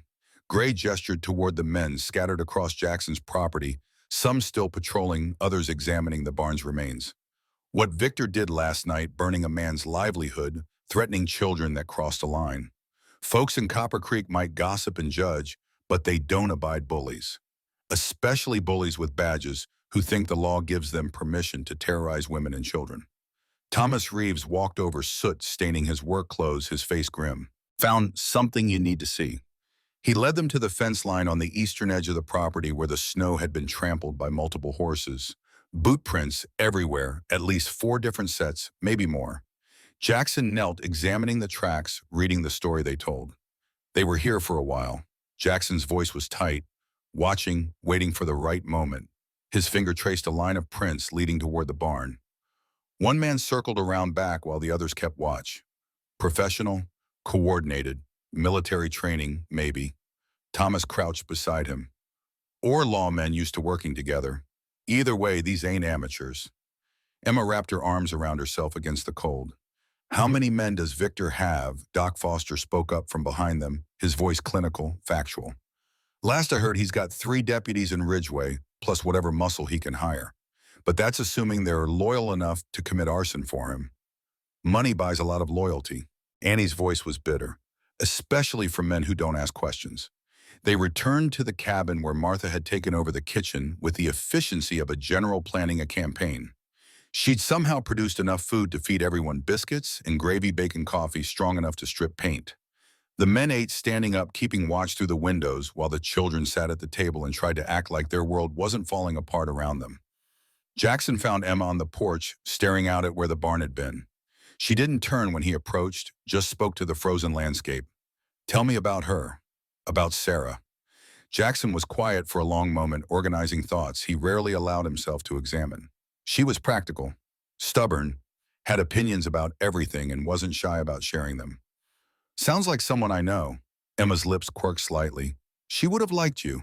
Would have taken one look at you walking through that blizzard with 5 children and known exactly what kind of person you were.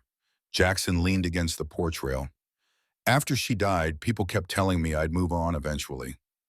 Find someone new.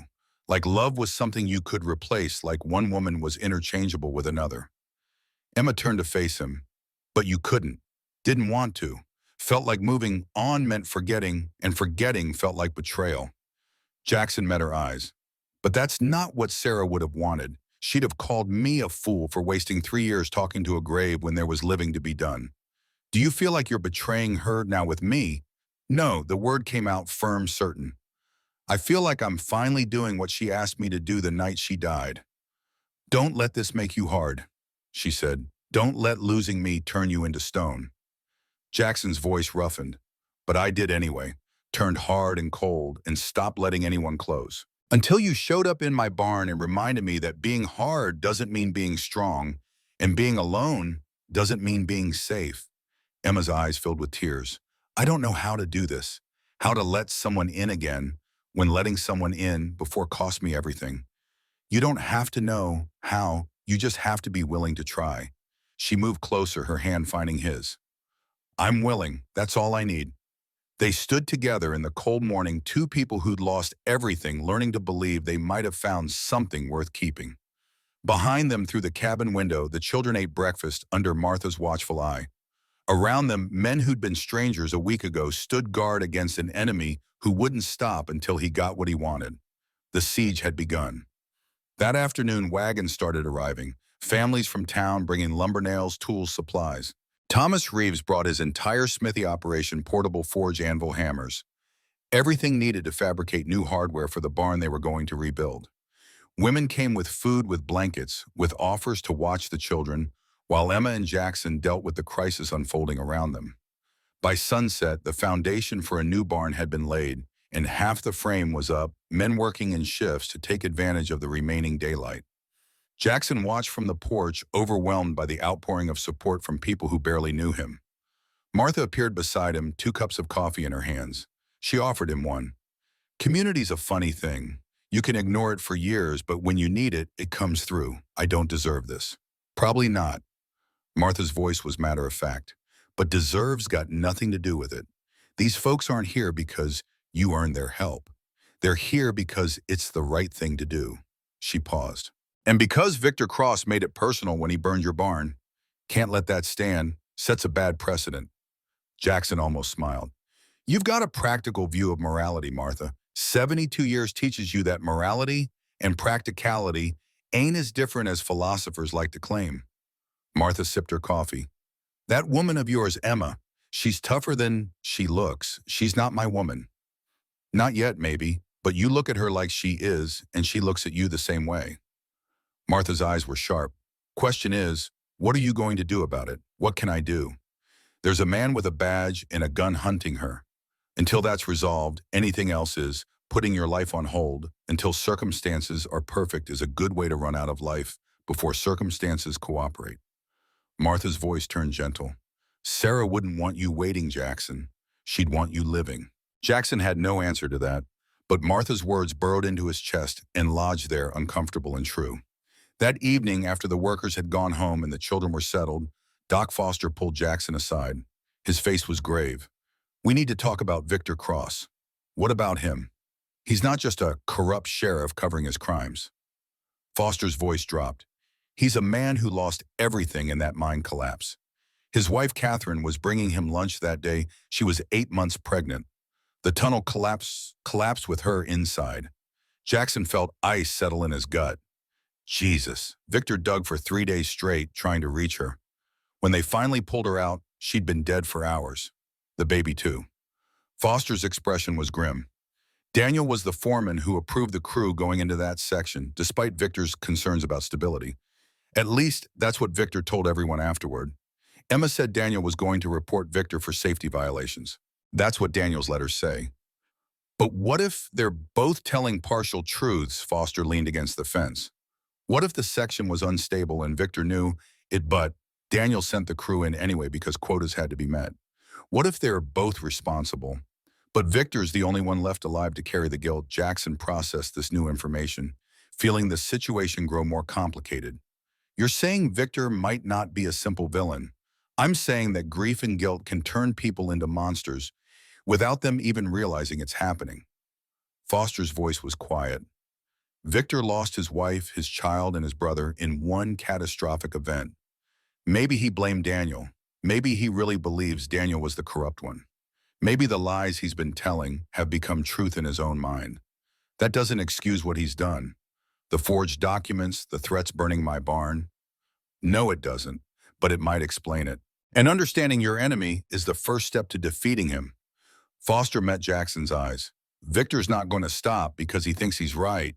He thinks he's the one seeking justice. In his mind, Emma's the villain who's keeping him from closing a chapter that's been destroying him for 2 years. Jackson looked toward the cabin, where lamplight glowed warm through the windows. Emma sat inside with Annie, helping the younger children with their letters. She looked up and caught his eye through the glass, offering a small smile that made his chest tight. What do I do with that information? You use it. Foster's voice was firm.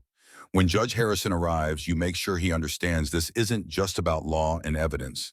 It's about 2 people who both lost someone they loved, both convinced they're in the right, both willing to destroy the other to get justice. Harrison's going to have to untangle which version of truth is real and which is constructed from grief and rage. And if we can't prove Emma's telling the truth, then Victor wins.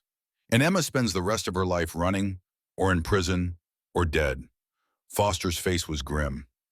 No other options, Jackson. This ends in 4 days when Harrison arrives one way or another. That night, Jackson organized the town volunteers into watches.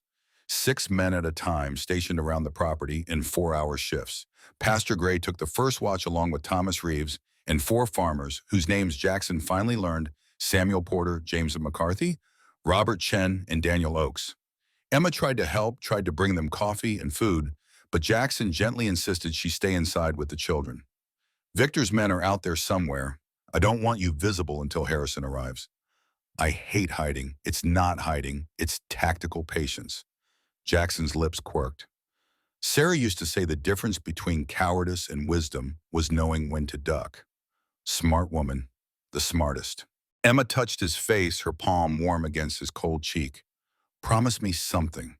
Anything. If this goes bad, if Victor somehow wins, if the judge sides with him, promise me you'll get the children out. All of them. Promise me you'll make sure they're safe, even if I'm not there to do it myself. Jackson's throat tightened. Emma, promise me. He wanted to argue, wanted to insist that wouldn't happen, that they'd win, and she'd be safe, and they'd have years together to raise those children. But promises demanded honesty, and honesty meant acknowledging the possibility of failure. I promise. But it won't come to that. She kissed him, then soft and brief and tasting like desperation and hope in equal measure. When she pulled back, her eyes were bright with unshed tears. I'm going to hold you to that. Both parts. The next 3 days passed in tense routine. Men came and went in shifts, the barn rose timber by timber, and life continued in the strange liminal space between crisis and resolution. The children adapted with the resilience of youth. Grace made friends with Samuel Porter's daughter during one of the afternoon watches. Ben learned basic carpentry from Thomas Reeves. Marcus slowly let his guard down enough to smile occasionally. Annie remained suspicious, but Jackson caught her watching him. With Emma saw something calculating in her expression that might have been approval. On the third night, Marcus found him by the unfinished barn, where Jackson was checking the structural integrity of the new frame. Can I ask you something? Jackson straightened, surprised. Marcus had barely spoken to him since arriving, had maintained careful distance, as if worried about getting too comfortable. Course, Marcus shifted his weight, discomfort written across his young face. When Sarah died, did you ever think about just giving up, about letting the grief win? Jackson considered the question carefully. Every day for about a year, then every other day for another year, then just Sundays for a while after that. But you didn't give up, I mean. Some days it was close. Jackson leaned against the barn frame. What made the difference was realizing that living wasn't the same as being alive. I could breathe and eat and sleep and go through motions forever, but that wasn't what Sarah wanted for me. She wanted me to live with all the want and pain and messiness that came with it. Marcus was quiet for a long moment. My stepfather used to tell me I was worthless, that my real father left because he couldn't stand me, that I wasn't worth the food I ate or the space I took up. Jackson felt rage build in his chest, but he kept his voice level. Your stepfather was wrong. How do you know you barely know me? I know Emma wouldn't have taken you in if you were worthless. I know you protect the younger kids without being asked. I know you work harder than anyone gives you credit for. Jackson met the boy's eyes. And I know what it's like to believe the worst things people say about you and forget all the good things you never let yourself hear. Marcus's eyes reddened, but he blinked hard. Emma says we're going to be okay. That Mr. Kane, that you won't let anything happen to us. I'll do everything in my power to keep you safe. Jackson's voice was firm. That's not the same as promising nothing bad will ever happen. Life's got a way of bringing hard things whether we're ready or not. But I can promise you won't face them alone. That's enough. Marcus's voice was thick. That's more than I had before. They stood together in the darkness, man and boy, both carrying wounds that might never fully heal, but had at least stopped bleeding. Above them, stars wheeled across the Montana sky, indifferent and beautiful and constant. On the fourth morning, 2 riders appeared on the eastern ridge. The lookouts called warning, rifles raised, but Jackson recognized one of the horses Pastor Gray's gelding. He lowered his weapon and waited as they approached. Gray dismounted, first, his face grave. Behind him came a man Jackson didn't recognize. 50s, iron gray hair, eyes that missed nothing. He wore a judge's bearing, like a uniform authority radiating from every movement. Jackson Kane. The man's voice was clipped professional. That's me. Judge Marcus Harrison from Helena, I received Pastor Gray's message. I understand there's been trouble. Jackson almost laughed at the understatement. That's one way to put it, Your Honor. Harrison's gaze moved past Jackson to the cabin where Emma had appeared in the doorway, the children clustered behind her. That's Mrs. Reed, yes, sir. And the children, hers. All of them, blood or not. Harrison studied them for a long moment, his expression unreadable. Then he turned back to Jackson. I've reviewed the preliminary evidence Pastor Gray provided, letters, ledgers, witness statements. He paused. I've also received communication from Sheriff Victor Cross detailing his version of events. They don't match. No, sir, they wouldn't. Which creates a problem.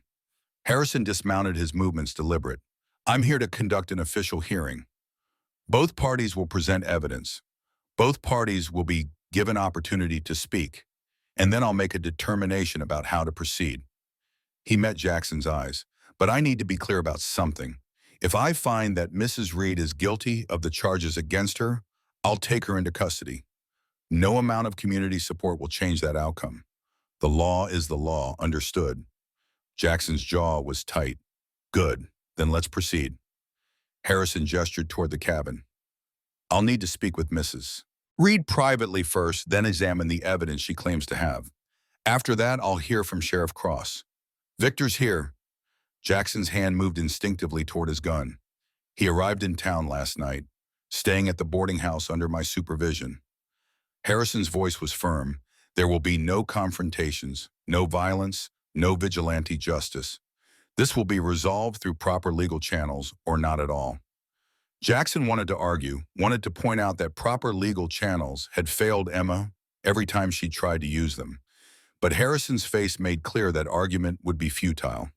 Yes, sir. The hearing would convene at noon in the church neutral ground where both sides could present their case.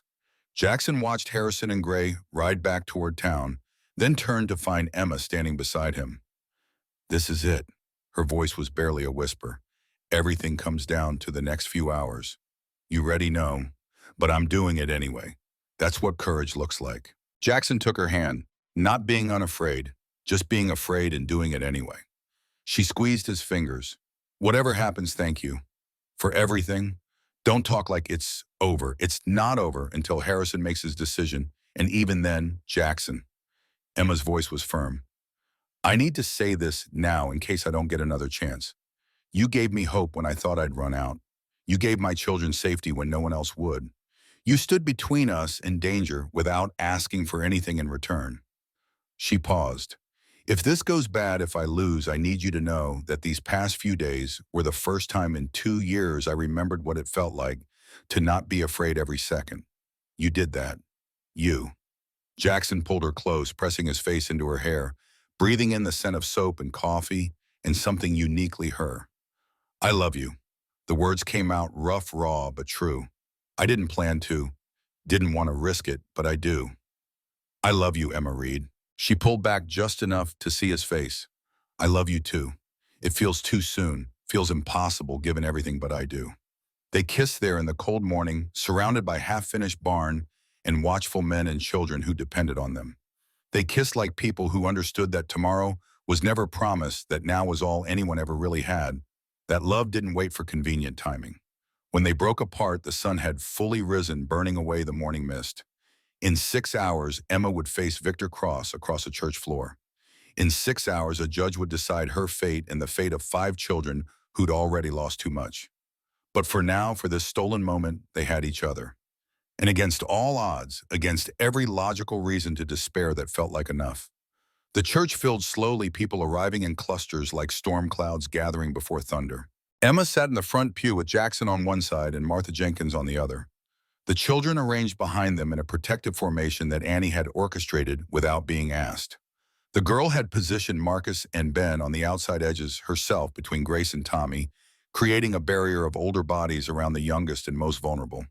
Judge Harrison sat behind Pastor Gray's pulpit, transformed now into a makeshift bench, papers spread before him in organized stacks. He'd changed from travel clothes into a black coat that made him look less like a man and more like an instrument of justice itself, cold, impartial, inevitable. The door opened and Victor Cross entered. Emma's breath caught.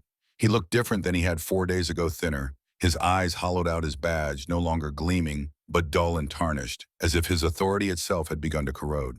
Two men flanked him, deputies by their bearing, but their faces held uncertainty rather than the swagger Emma had seen in Victor's hired muscle before. Victor's gaze found her immediately, and Emma forced herself not to look away, not to flinch, not to show the fear that still lived in her chest despite everything. His expression was unreadable, not rage, not triumph, just a terrible emptiness that reminded Emma of staring into a well and seeing nothing but darkness at the bottom. Judge Harrison rapped his gavel once the sound cracking through the gathered crowd like a gunshot. This hearing will come to order. His voice carried authority that needed no amplification. We are here to examine evidence and testimony regarding Mrs. Emma Reed, who stands accused of theft and abandonment of family obligations by Sheriff Victor Cross of Ridgway County. Harrison paused, his gaze sweeping the packed church. I want to make clear that this is not a trial. This is a preliminary hearing to determine if sufficient evidence exists to warrant formal charges. Both parties will present their case. Both parties will answer questions. And then I will make a determination about how to proceed. He looked directly at Emma. Mrs. Reed, do you understand? Emma stood, her legs steadier than she'd expected. Yes, Your Honor. Sheriff Cross, do you understand? Victor nodded, once his jaw tight. Then we'll begin with you, Sheriff. Present your case. Victor stood, pulling papers from an inner coat pocket. His hands shook slightly as he unfolded them, and Emma realized with a shock that he was nervous. 2 years ago, my brother Daniel Cross was killed in a mining accident in Ridgway. He left behind his wife Emma and 2 children. As next of kin and executor of Daniel's estate, I attempted to settle his affairs according to his documented wishes. What were those wishes? Harrison's pen moved across paper, taking notes. Daniel had borrowed money from our family from me specifically to purchase his share of the house he lived in with Emma. $1,500, a significant sum. Victor's voice grew steadier as he fell into the rhythm of his story. Before he died, he signed papers acknowledging the debt and agreeing to transfer the property to me if anything happened to him before the debt was repaid. Victor produced documents, passing them to Harrison. The judge examined them carefully, his expression neutral. These appear to be legally executed documents. Harrison looked at Emma. Mrs. Reed, did your husband borrow money from his brother? Emma stood again, forcing her voice to remain calm. No, Your Honor. Daniel never borrowed a cent from Victor. Those documents are forgeries. Can you prove that Emma opened her own folder with hands that trembled despite her best efforts? I have our marriage certificate signed by Daniel. I have letters he wrote to me over the years of our marriage. I have his will executed 2 years before his death. She passed the papers forward. Your Honor, if you compare the signatures, you'll see they're different hands entirely. Harrison studied the documents for what felt like an hour, but was probably 5 minutes. His face gave nothing away. The signatures do appear different. He looked at Victor. Sheriff Cross, can you explain this discrepancy? Victor's face had gone pale. Those were signed when Daniel was ill. His hand was shaking. His signature wasn't steady. It's the same man, just under different circumstances. Daniel wasn't ill when he supposedly signed your documents. Emma's voice cut through the church like a blade. He was at the peak of health, working every day. Your own mining records show he didn't miss a single shift in the 3 months before his death. Harrison made another note. Sheriff Cross, do you have medical records indicating your brother was ill? Victor's jaw worked. No, but then I'm inclined to agree with Mrs. Reed. These appear to be 2 different hands. Harrison set the documents aside. Let's move to the question of the mining accident. Mrs. Reed, you've alleged that your husband's death was not accidental. Explain. Emma's throat tightened, but she pushed forward. Daniel discovered that Victor was stealing from the miners' wages, skimming percentages, falsifying reports to the company, pocketing the difference. She produced another document. This is a copy of the real ledger, the one Daniel made before he confronted Victor. It shows the actual amounts paid versus what was reported. Harrison examined it. And you're saying Sheriff Cross had motive to silence your husband? Daniel told me he was going to report Victor to the territorial authorities. Emma's voice shook. He wrote letters detailing everything. He planned to mail them the day after he died. I have those letters, unsent but dated and signed. She passed them forward, and Harrison read slowly, his expression darkening with each page. These are serious allegations, Sheriff Cross. How do you respond? Victor stood, and Emma saw his mask crack completely. His voice came out raw, damaged. My brother died because he sent 32 men into an unsafe tunnel to meet quotas. I warned him that section wasn't stable. I told him to wait for proper support beams. He ignored me because the company was breathing down his neck about production numbers. That's not true. Emma's voice rose. Daniel kept meticulous safety records. He would never have your honor. Victor's interruption was sharp. May I speak? Harrison nodded once. Daniel wasn't the saint Emma makes him out to be. Victor's hands clenched into fists. He cut corners. He pushed men too hard. And when that tunnel collapsed, it didn't just kill him. It killed my wife, Catherine. She was 8 months pregnant, bringing him lunch, and she died in the rubble because Daniel Cross was too proud to admit he was wrong about structural integrity. The church erupted in whispers, shock rippling through the congregation. Emma felt the ground shift beneath her feet, her certainty cracking. She'd known about Catherine, known Victor had lost his wife, but she'd never considered, "You're saying your brother was responsible for your wife's death?" Harrison's voice cut through the noise. "I'm saying we were both responsible." Victor's voice broke.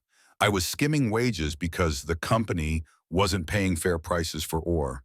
I was trying to keep the mine profitable, keep men employed. Daniel found out and threatened to destroy everything rather than work with me to find a solution. We fought. I said things I regret. And then the tunnel collapsed, and everyone I loved was dead, and the only person left to blame was standing in front of me, telling me it was all my fault." Emma felt tears streaming down her face, not for Victor, but for the terrible complexity of what had happened, the way tragedy had twisted two brothers against each other until both believed they were right and both were destroying themselves to prove it. "But that doesn't excuse what you did after." Emma forced the words out. "You forged documents. You threatened me. You burned Jackson's barn. You hunted me across 4 territories with 5 children who'd done nothing wrong, because you were going to destroy the last thing I had left." Victor's eyes were wet, now his voice desperate. "The mine is all I have, the only thing that gives Catherine's death meaning. If I can keep it running, keep men employed, keep the town alive, then maybe she didn't die for nothing." Harrison held up a hand for silence. "This is the problem with justice. It's rarely as simple as innocent and guilty." He looked at both of them. "You've both lost people you loved. You've both committed acts you justify as necessary. You've both suffered more than anyone should have to suffer. So what now?" Emma's voice was barely a whisper. "Where does that leave us? It leaves us with evidence that needs examination and testimony that needs verification." Harrison straightened his papers. "But before I make any determinations, there's someone else who needs to speak." Martha Jenkins stood from her pew in the 3rd row. "Your Honor, if I may." "Mrs. Jenkins." Harrison's voice held respect. "You have testimony to add." Martha walked to the front of the church, her cane tapping against the wooden floor, with the authority of someone who'd lived long enough to have earned the right to speak truth. "I have documents that Daniel Cross gave me 6 months before his death. Ledgers showing Victor's theft safety reports showing the tunnel in question had been flagged as unstable 3 times before the collapse, and a letter Daniel wrote to the territorial governor detailing everything." She produced a leather folder from her bag, passing it to Harrison. "But I also have something else. Letters from Victor Cross to his wife Catherine, written in the weeks before her death." She looked at Victor with something like pity. "Letters where he admits he knew about the structural problems, but couldn't afford to shut down the mine because too many families depended on the income." Victor's face had gone ashen. "How did you? Catherine and I were friends." Martha's voice was gentle. "She showed me those letters because she was worried about you, worried about the stress you were under, worried about the impossible choices you were making. She wanted my advice about how to help you." Harrison read through everything, his face grave. "So we have 2 men, both aware of danger, both choosing to prioritize different values. Daniel chose exposing corruption over economic stability. Victor chose keeping the mine open over perfect safety. And both choices contributed to the disaster that killed 32 people, 34. Victor's voice was hollow. "Catherine and my son make 34. The church had gone silent, the congregation absorbing the weight of what they were hearing. This wasn't a simple story of good versus evil. This was tragedy built on tragedy, grief, breeding grief until no one could remember where the original sin began." Your Honor, Emma's voice was steady despite her tears.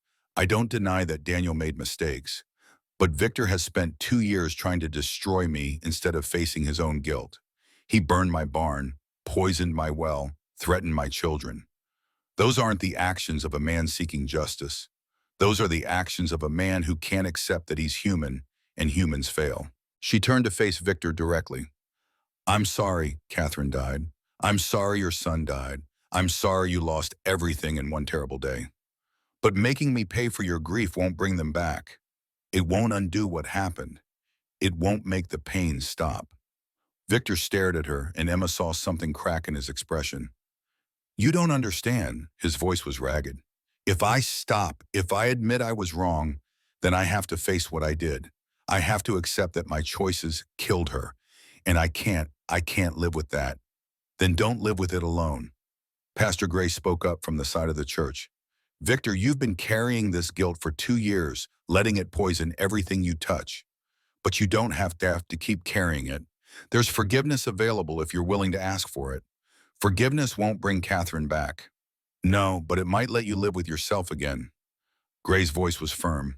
And it might keep you from destroying more innocent people in your quests to outrun your own conscience. Harrison rapped his gavel. Based on the evidence presented, I find that both parties bear some responsibility for the circumstances that led to this conflict. However, he looked directly at Victor. Sheriff Cross, your actions in pursuing Mrs. Reed have crossed legal and ethical boundaries. Arson, intimidation, abuse of authority. These are serious crimes that I cannot overlook, regardless of your personal tragedy. Victor's shoulders slumped. So what's your determination? You will surrender your badge and weapon to me immediately. You will face charges for the barn burning and any other crimes committed in your pursuit of Mrs. Reed. Harrison's voice was implacable. And you will receive a psychiatric evaluation to determine if you're fit to stand trial or if you need medical intervention for your grief. And Emma Victor's voice was barely audible. What happens to her, Mrs. Reed's evidence regarding the forged documents is compelling. Her actions in fleeing with the children, while unorthodox, were reasonable given the circumstances and your pursuit. Harrison looked at Emma. You're free to go, Mrs. Reed. No charges will be filed. The children remain in your custody. Emma's knees buckled. Jackson caught her holding her upright as relief crashed through her body like a wave. It's over. She couldn't quite believe it. It's really over. Not quite. Victor's voice was different now, empty of anger, hollow with resignation. I need to say something. Harrison gestured permission. Victor turned to face Emma, and she saw tears streaming down his face. I'm sorry. For everything. For the threats, the fire, the fear I put you and those children through. You were right. None of it brought Catherine back. None of it made the pain stop. It just spread the poison to more people. Emma wanted to hate him, wanted to refuse his apology, wanted him to suffer as she'd suffered. But looking at his broken face, she saw only another person destroyed by grief and hate felt too heavy to carry anymore. I accept your apology, her voice was thick. But you need to accept that you can't undo the past by destroying the future. You need to get help, Victor. Real help, I know. Victor turned to Harrison. I'll surrender my badge. I'll face whatever charges you bring. I'll do the evaluation. Just, he looked at Emma one more time. Tell those children I'm sorry they were caught in the middle of something that had nothing to do with them.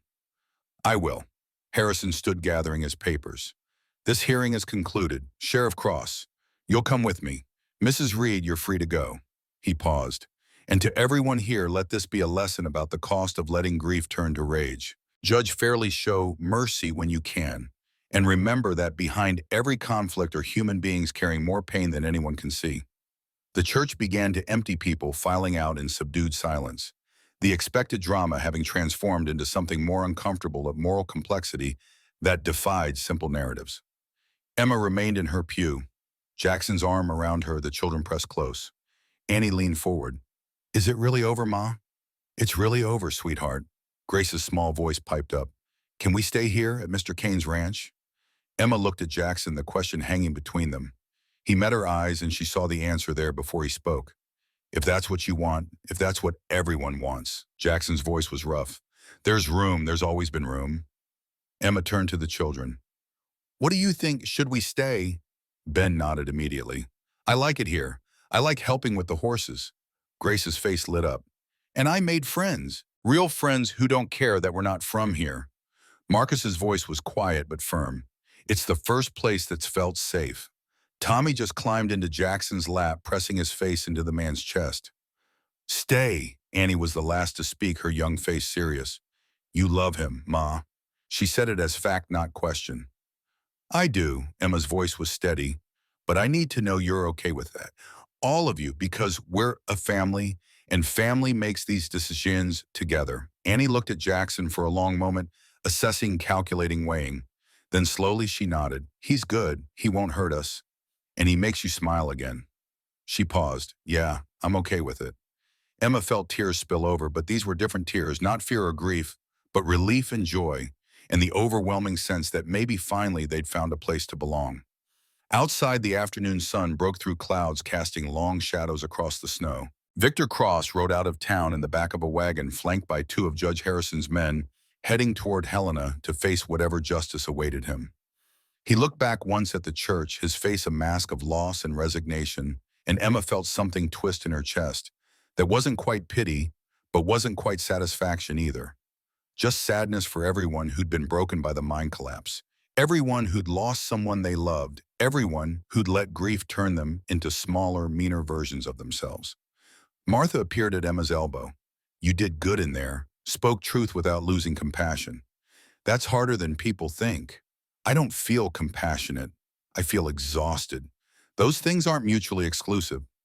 Martha smiled. Come on, I've got roast and potatoes waiting at the boarding house.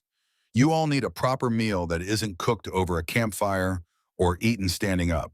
They walked back to Martha's place in a loose group, the children running ahead with the energy of those who'd been forced to sit still too long, Jackson and Emma following more slowly, hands intertwined. You think he'll be okay? Emma asked. Victor, I mean. Jackson was quiet for a moment. I think he'll survive. Whether he'll be okay depends on whether he's willing to face what he's done and try to be better. Some people can't do that. Grief breaks them so completely, they never find their way back. And the ones who do, what makes them different, they find something worth living for beyond their pain. Jackson squeezed her hand. They find people who remind them that life has more to offer than just suffering. Like you found me. Like we found each other. That night after dinner at Martha's, and after the children had been put to bed in the boarding house rooms, Martha insisted they use Emma, and Jackson stood on the porch watching stars emerge in the clear Montana sky. The cold bit deep, but Emma barely felt it wrapped in Jackson's coat, and the warmth of knowing she was finally truly safe. Marry me, Jackson's voice was quiet but firm. Emma turned to look at him, shock and joy warring in her chest. What marry me, Titan? I know it's fast. I know we've only known each other a week, but I spent 3 years alone convincing myself I'd never want this again. And then you showed up and proved me wrong about everything. He took both her hands. Marry me, Emma. Let's make this permanent. Let's give those children the stability they deserve. Let's build something that can't be taken away by badges or threats or the past. Emma's tears came hot and fast. Yes, God, yes, I'll marry you. They kissed under the stars, two people who'd walked through fire and found each other on the other side. Around them, Copper Creek settled into evening routine lamps, lit in windows, smoke rising from chimneys, families gathering for dinner and conversation, and the small domestic rituals that made up a life. Inside the boarding house, Annie watched from the window, her young face serious. Grace appeared beside her, pressing close. Are they getting married? I think so. Grace's face split into a wide smile. So we really get to stay forever's a long time. Annie's voice was cautious, but something in her expression had softened. But yeah, I think we really get to stay. Below, Jackson and Emma broke apart, foreheads pressed together, breathing in sync. Tomorrow they'd start planning a wedding.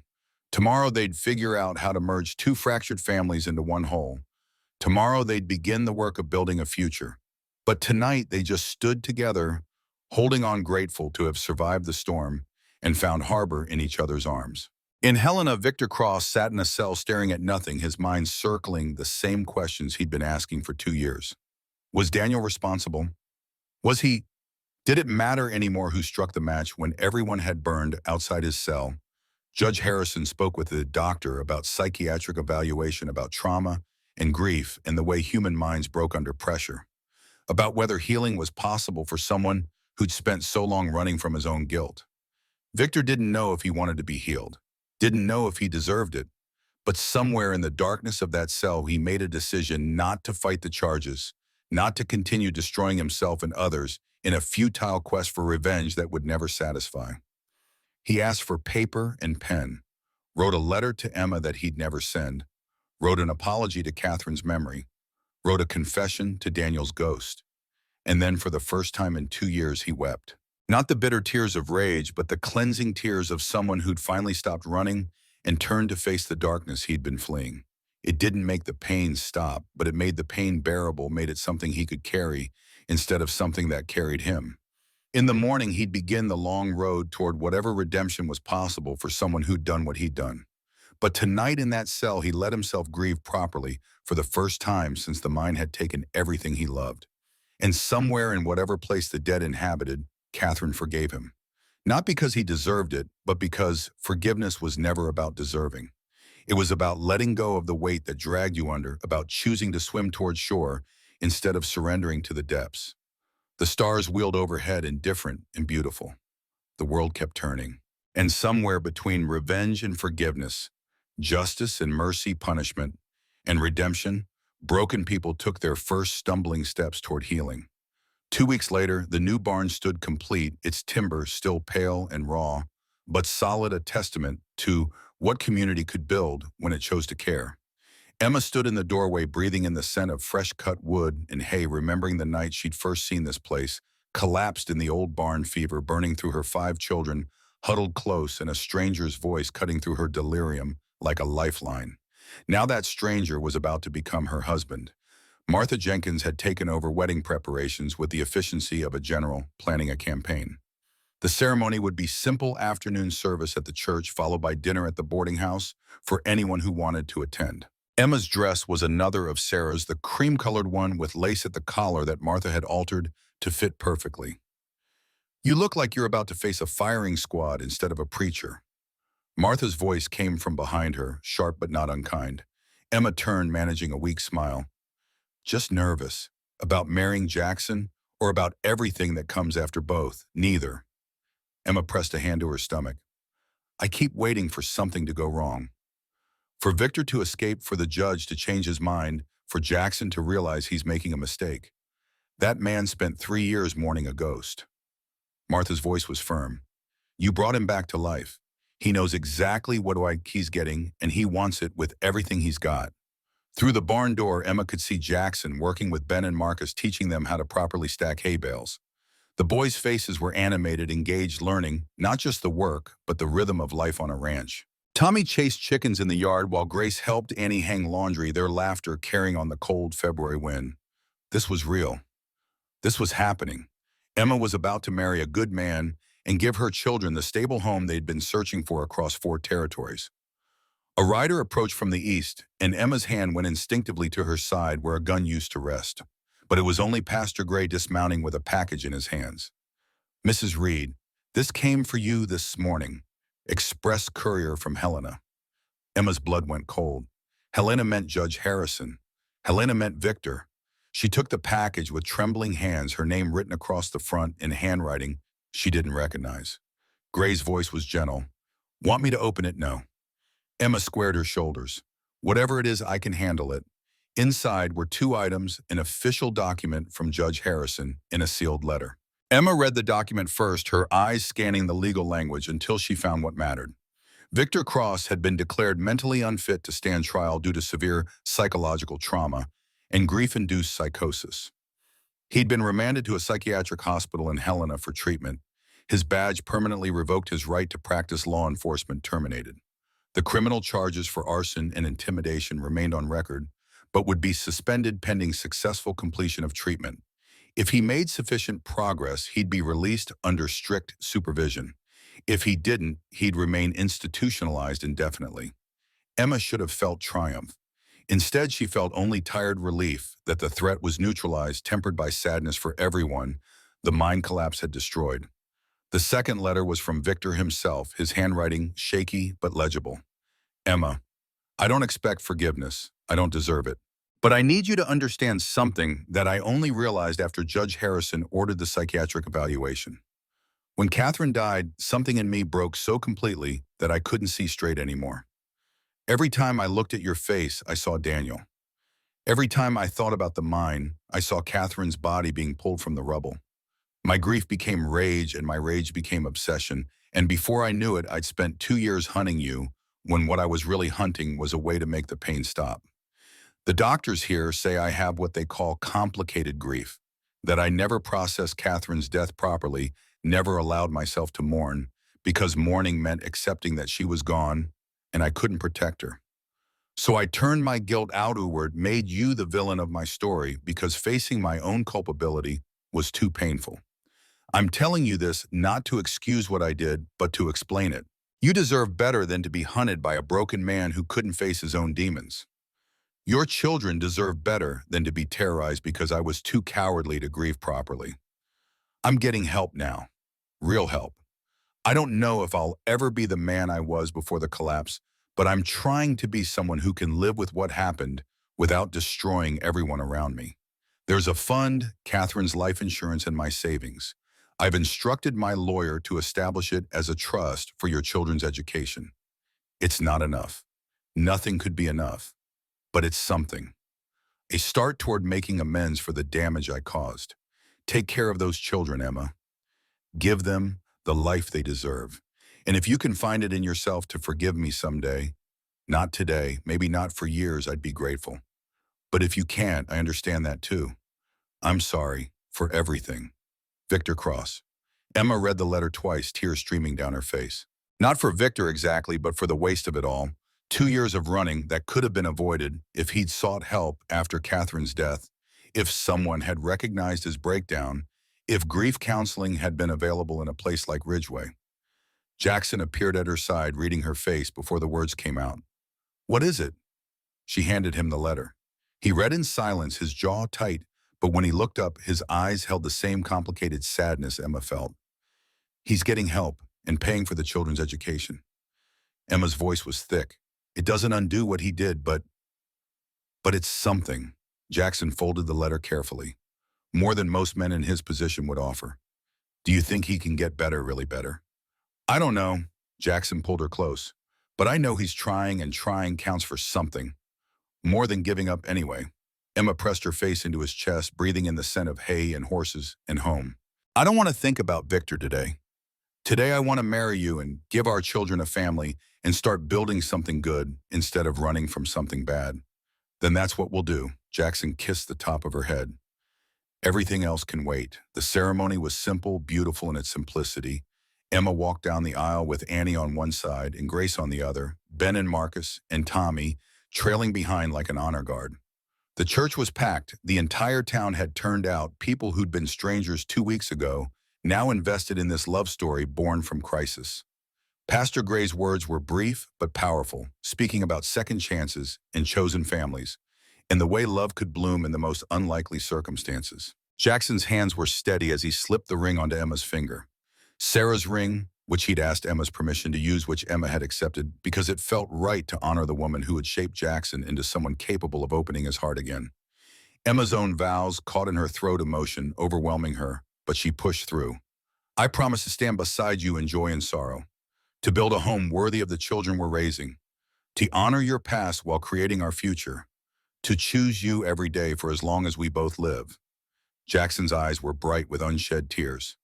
I promise to protect you and these children with everything I have, to be worthy of the trust you've placed in me, to make Sarah proud of the man I'm becoming, and to love you with the kind of love that doesn't count cost or demand perfection, just shows up every day and tries its best. When Gray pronounced them married, the church erupted in applause. Emma kissed Jackson with the feeling of coming home after years of wandering, of finding harbor after endless storms. The children pressed close, and for the first time in 2 years, Emma felt completely, utterly safe. The dinner at Martha's was loud and chaotic and perfect. Children ran between tables, adults laughed and told stories, and somewhere between the main course and dessert, Annie appeared at Emma's elbow. Can I talk to you? Outside? Emma followed her onto the porch, worry flickering. What's wrong? Nothing's wrong. Annie's voice was softer than Emma had ever heard it. I just, I wanted to say something before I lose my nerve. Emma waited, giving the girl space to find her words. I've been calling you Ma for months now, since Kansas, maybe longer. But it always felt like a placeholder. Like I was borrowing someone else's mother because mine was gone. Annie's hands twisted together. But today, watching you marry Jackson, watching you choose this family the same way we're choosing you, I realized it's not borrowing. You are my mother, not by blood, but by choice. And choice is stronger. Emma's throat closed up, tears spilling over. So I wanted to ask permission. Annie looked up, her young face vulnerable in a way Emma rarely saw. Can I call you Mom? Not Ma like it's temporary, but Mom like it's permanent, like you're mine and I'm yours, and that's never going to change. Emma pulled her into a fierce embrace. Yes, God, yes. You've been my daughter since the day I found you stealing bread at that depot. I've just been waiting for you to realize it. Annie's composure shattered. She buried her face in Emma's shoulder and sobbed, not sad crying, but the release of years of holding herself together, of being strong when she needed to be soft, of protecting her heart, when what she really wanted was to let someone in. I love you, Mom. The words sounded strange on Annie's tongue, unfamiliar, and new and perfect. I love you too, sweetheart. Emma held her tight. Forever and always. You're mine now. All of you are mine. They stood together in the cold Montana evening, mother and daughter by choice, and Emma felt something settle in her chest that had been restless for years. This was what home felt like. Not a place, but people who chose to stay even when leaving would be easier. Later that night, after the celebration ended and the children were settled at Martha's for one more night, giving Jackson and Emma privacy for their wedding night, Emma found Jackson standing by Sarah's grave beneath the old pine tree. The moon was full, casting silver light across the snow, making the carved headstone stand out stark and beautiful. Jackson knelt, his hand resting on the cold stone, his voice too low for Emma to hear from where she stood at the edge of the trees. She almost retreated, gave him privacy for this moment, but something made her stay, made her witness. I brought someone to meet you, Jackson's voice carried now clear into the cold night air. Her name's Emma. She's got 5 children. 5, Sarah, can you imagine? And she's brave and strong and nothing like you, but somehow perfect anyway. He paused and Emma saw his shoulders shake. I thought loving her meant forgetting you. Thought I had to choose between honoring your memory and building a future. But Emma helped me understand something. He laughed, the sound wet with tears. She helped me understand that you'd be furious with me for thinking that way. You'd tell me I was being a fool, that love doesn't run out just because you give it to someone new. Emma pressed a hand to her mouth, silent tears streaming down her face. So I'm here to tell you I'm letting go. Not of you, never of you, but of the grief that's been keeping me frozen for 3 years. Jackson's voice broke. I'm going to marry this woman. I did marry her, actually, this afternoon. And I'm going to raise these children, and I'm going to live the life you wanted me to live after you were gone. The one full of balm and mess and people who need me. He stood slowly, his hand trailing across the headstone one last time. Thank you for 20 years of happiness. Thank you for teaching me what love looks like. And thank you for letting me go. Jackson pressed his forehead to the cold stone. I'll come visit sometimes, tell you about the kids, bring flowers in spring. But I won't come to hide anymore. Won't come to avoid living. I'll come because I want to share good news with someone I loved, not because I'm too scared to move forward. Emma stepped into the clearing and Jackson turned, his face wet with tears, but somehow lighter, as if a weight he'd been carrying had finally been set down. She came to him, wrapping her arms around his waist, and they stood together beneath the pine tree, where one love had ended and another had found space to begin. Thank you, Jackson's voice was rough against her hair. For what? For reminding me that hearts don't run out of room, that loving you doesn't mean betraying her, that I'm allowed to be happy again. Emma pulled back just enough to see his face. You're allowed to be happy. We all are. After everything we've survived, we've earned it. They walked back to the cabin, hand in hand, stars wheeling overhead, their breath visible in the cold. Inside, a fire waited warmth and shelter, and the beginning of forever. Tomorrow they'd collect the children from Martha's and begin the work of being a family.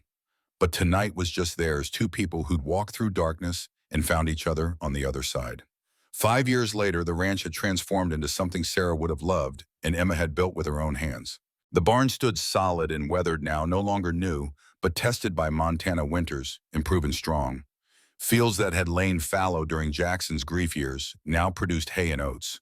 The herd had grown from 2 horses and a milk cow to something respectable. But the biggest changes were the children. Annie was 17 now, tall and confident, helping Martha Jenkins run the boarding house while taking correspondence courses from a teaching college in Boston. She'd decided she wanted to help other children like herself, orphans and runaways who needed someone to believe in them. Marcus worked at Thomas Reeves' blacksmith shop. His teenage anger transformed into the focused intensity of craftsmanship.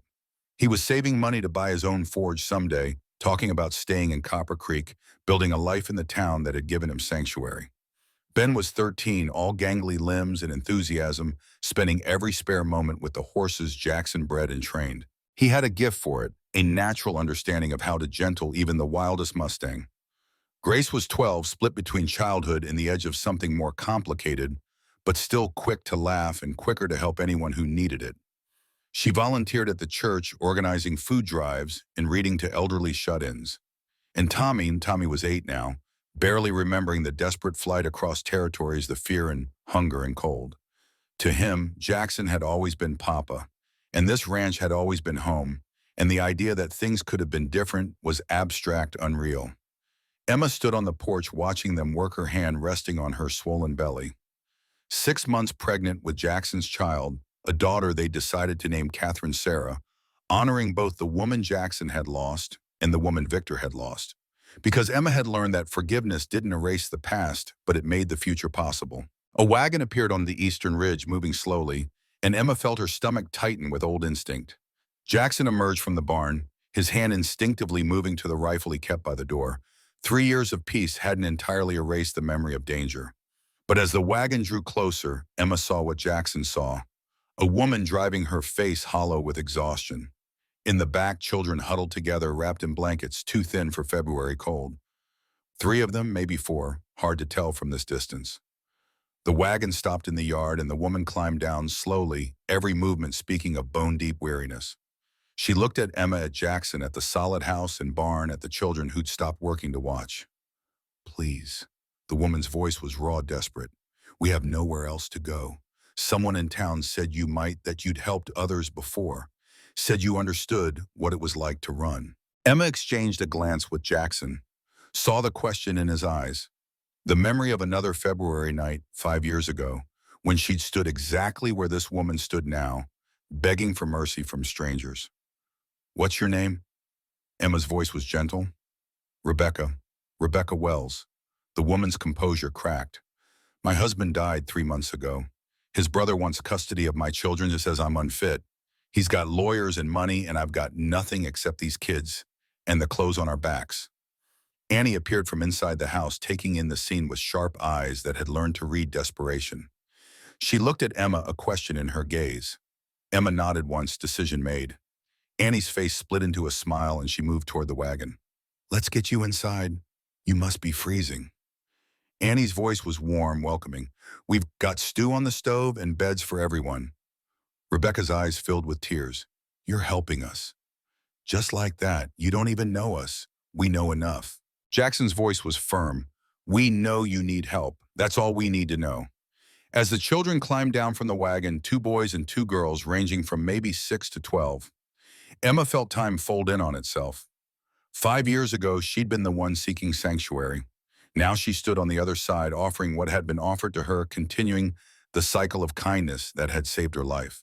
Rebecca followed Annie inside the children, trailing behind with wide eyes and cautious hope. Jackson put his arm around Emma's shoulders, pulling her close. "You sure about this?" Emma leaned into him, watching the last child disappear through the door. "When I was running terrified with 5 kids and nowhere to go, you gave us everything. How can I do less for someone standing where I stood? So we're in the rescue business now. We're in the family business." Emma's voice was firm. "And family doesn't turn away people in need." Jackson kissed the top of her head, his hand moving to rest on her pregnant belly where their daughter grew. "I love you, Emma Kane. I love you too." They stood together on the porch, the cold Montana wind cutting through the yard, carrying the scent of snow and pine and possibility. Inside the house that had held so much grief had become a place of laughter and healing, of children finding hope and adults learning to trust again. Somewhere the cycle would continue. Rebecca would find her feet, her children would find stability, and someday they'd be the ones offering shelter to the next desperate soul who arrived with nothing but need. This was the legacy Sarah had left, and Emma had carried forward not wealth or property, but the simple, radical act of opening doors when the world insisted they stay closed, of seeing humanity in strangers, of believing that broken people could heal if given the space and time and love to do it. The stars emerged as darkness fell, countless points of light scattered across velvet sky. Tomorrow would bring its own challenges, its own joys and sorrows and complications. But tonight there was warmth and safety, and the knowledge that home wasn't a place you found, it was something you built, one act of courage at a time, one open door, one offered hand, one whispered promise that you're not alone anymore. The barn door swung open in the wind, and Jackson moved to secure it. Emma followed, and together they walked across the yard they'd defended, past the grave they'd honored, toward the shelter they'd created from ashes and hope, and the stubborn belief that kindness was never wasted even when, especially when it cost everything you had to give. Because in the end, that's what love was. Not the easy affection of convenient circumstances, but the hard choice to show up for people who needed you to build something worth protecting, to transform fear into sanctuary and strangers into family. Emma Kane had learned that lesson in a barn 5 years ago. Now she'd spend the rest of her life teaching it to everyone who found their way to her door. The light in the window burned warm and steady, a beacon in the darkness, promising shelter to anyone brave enough to ask. And in the years to come, many would.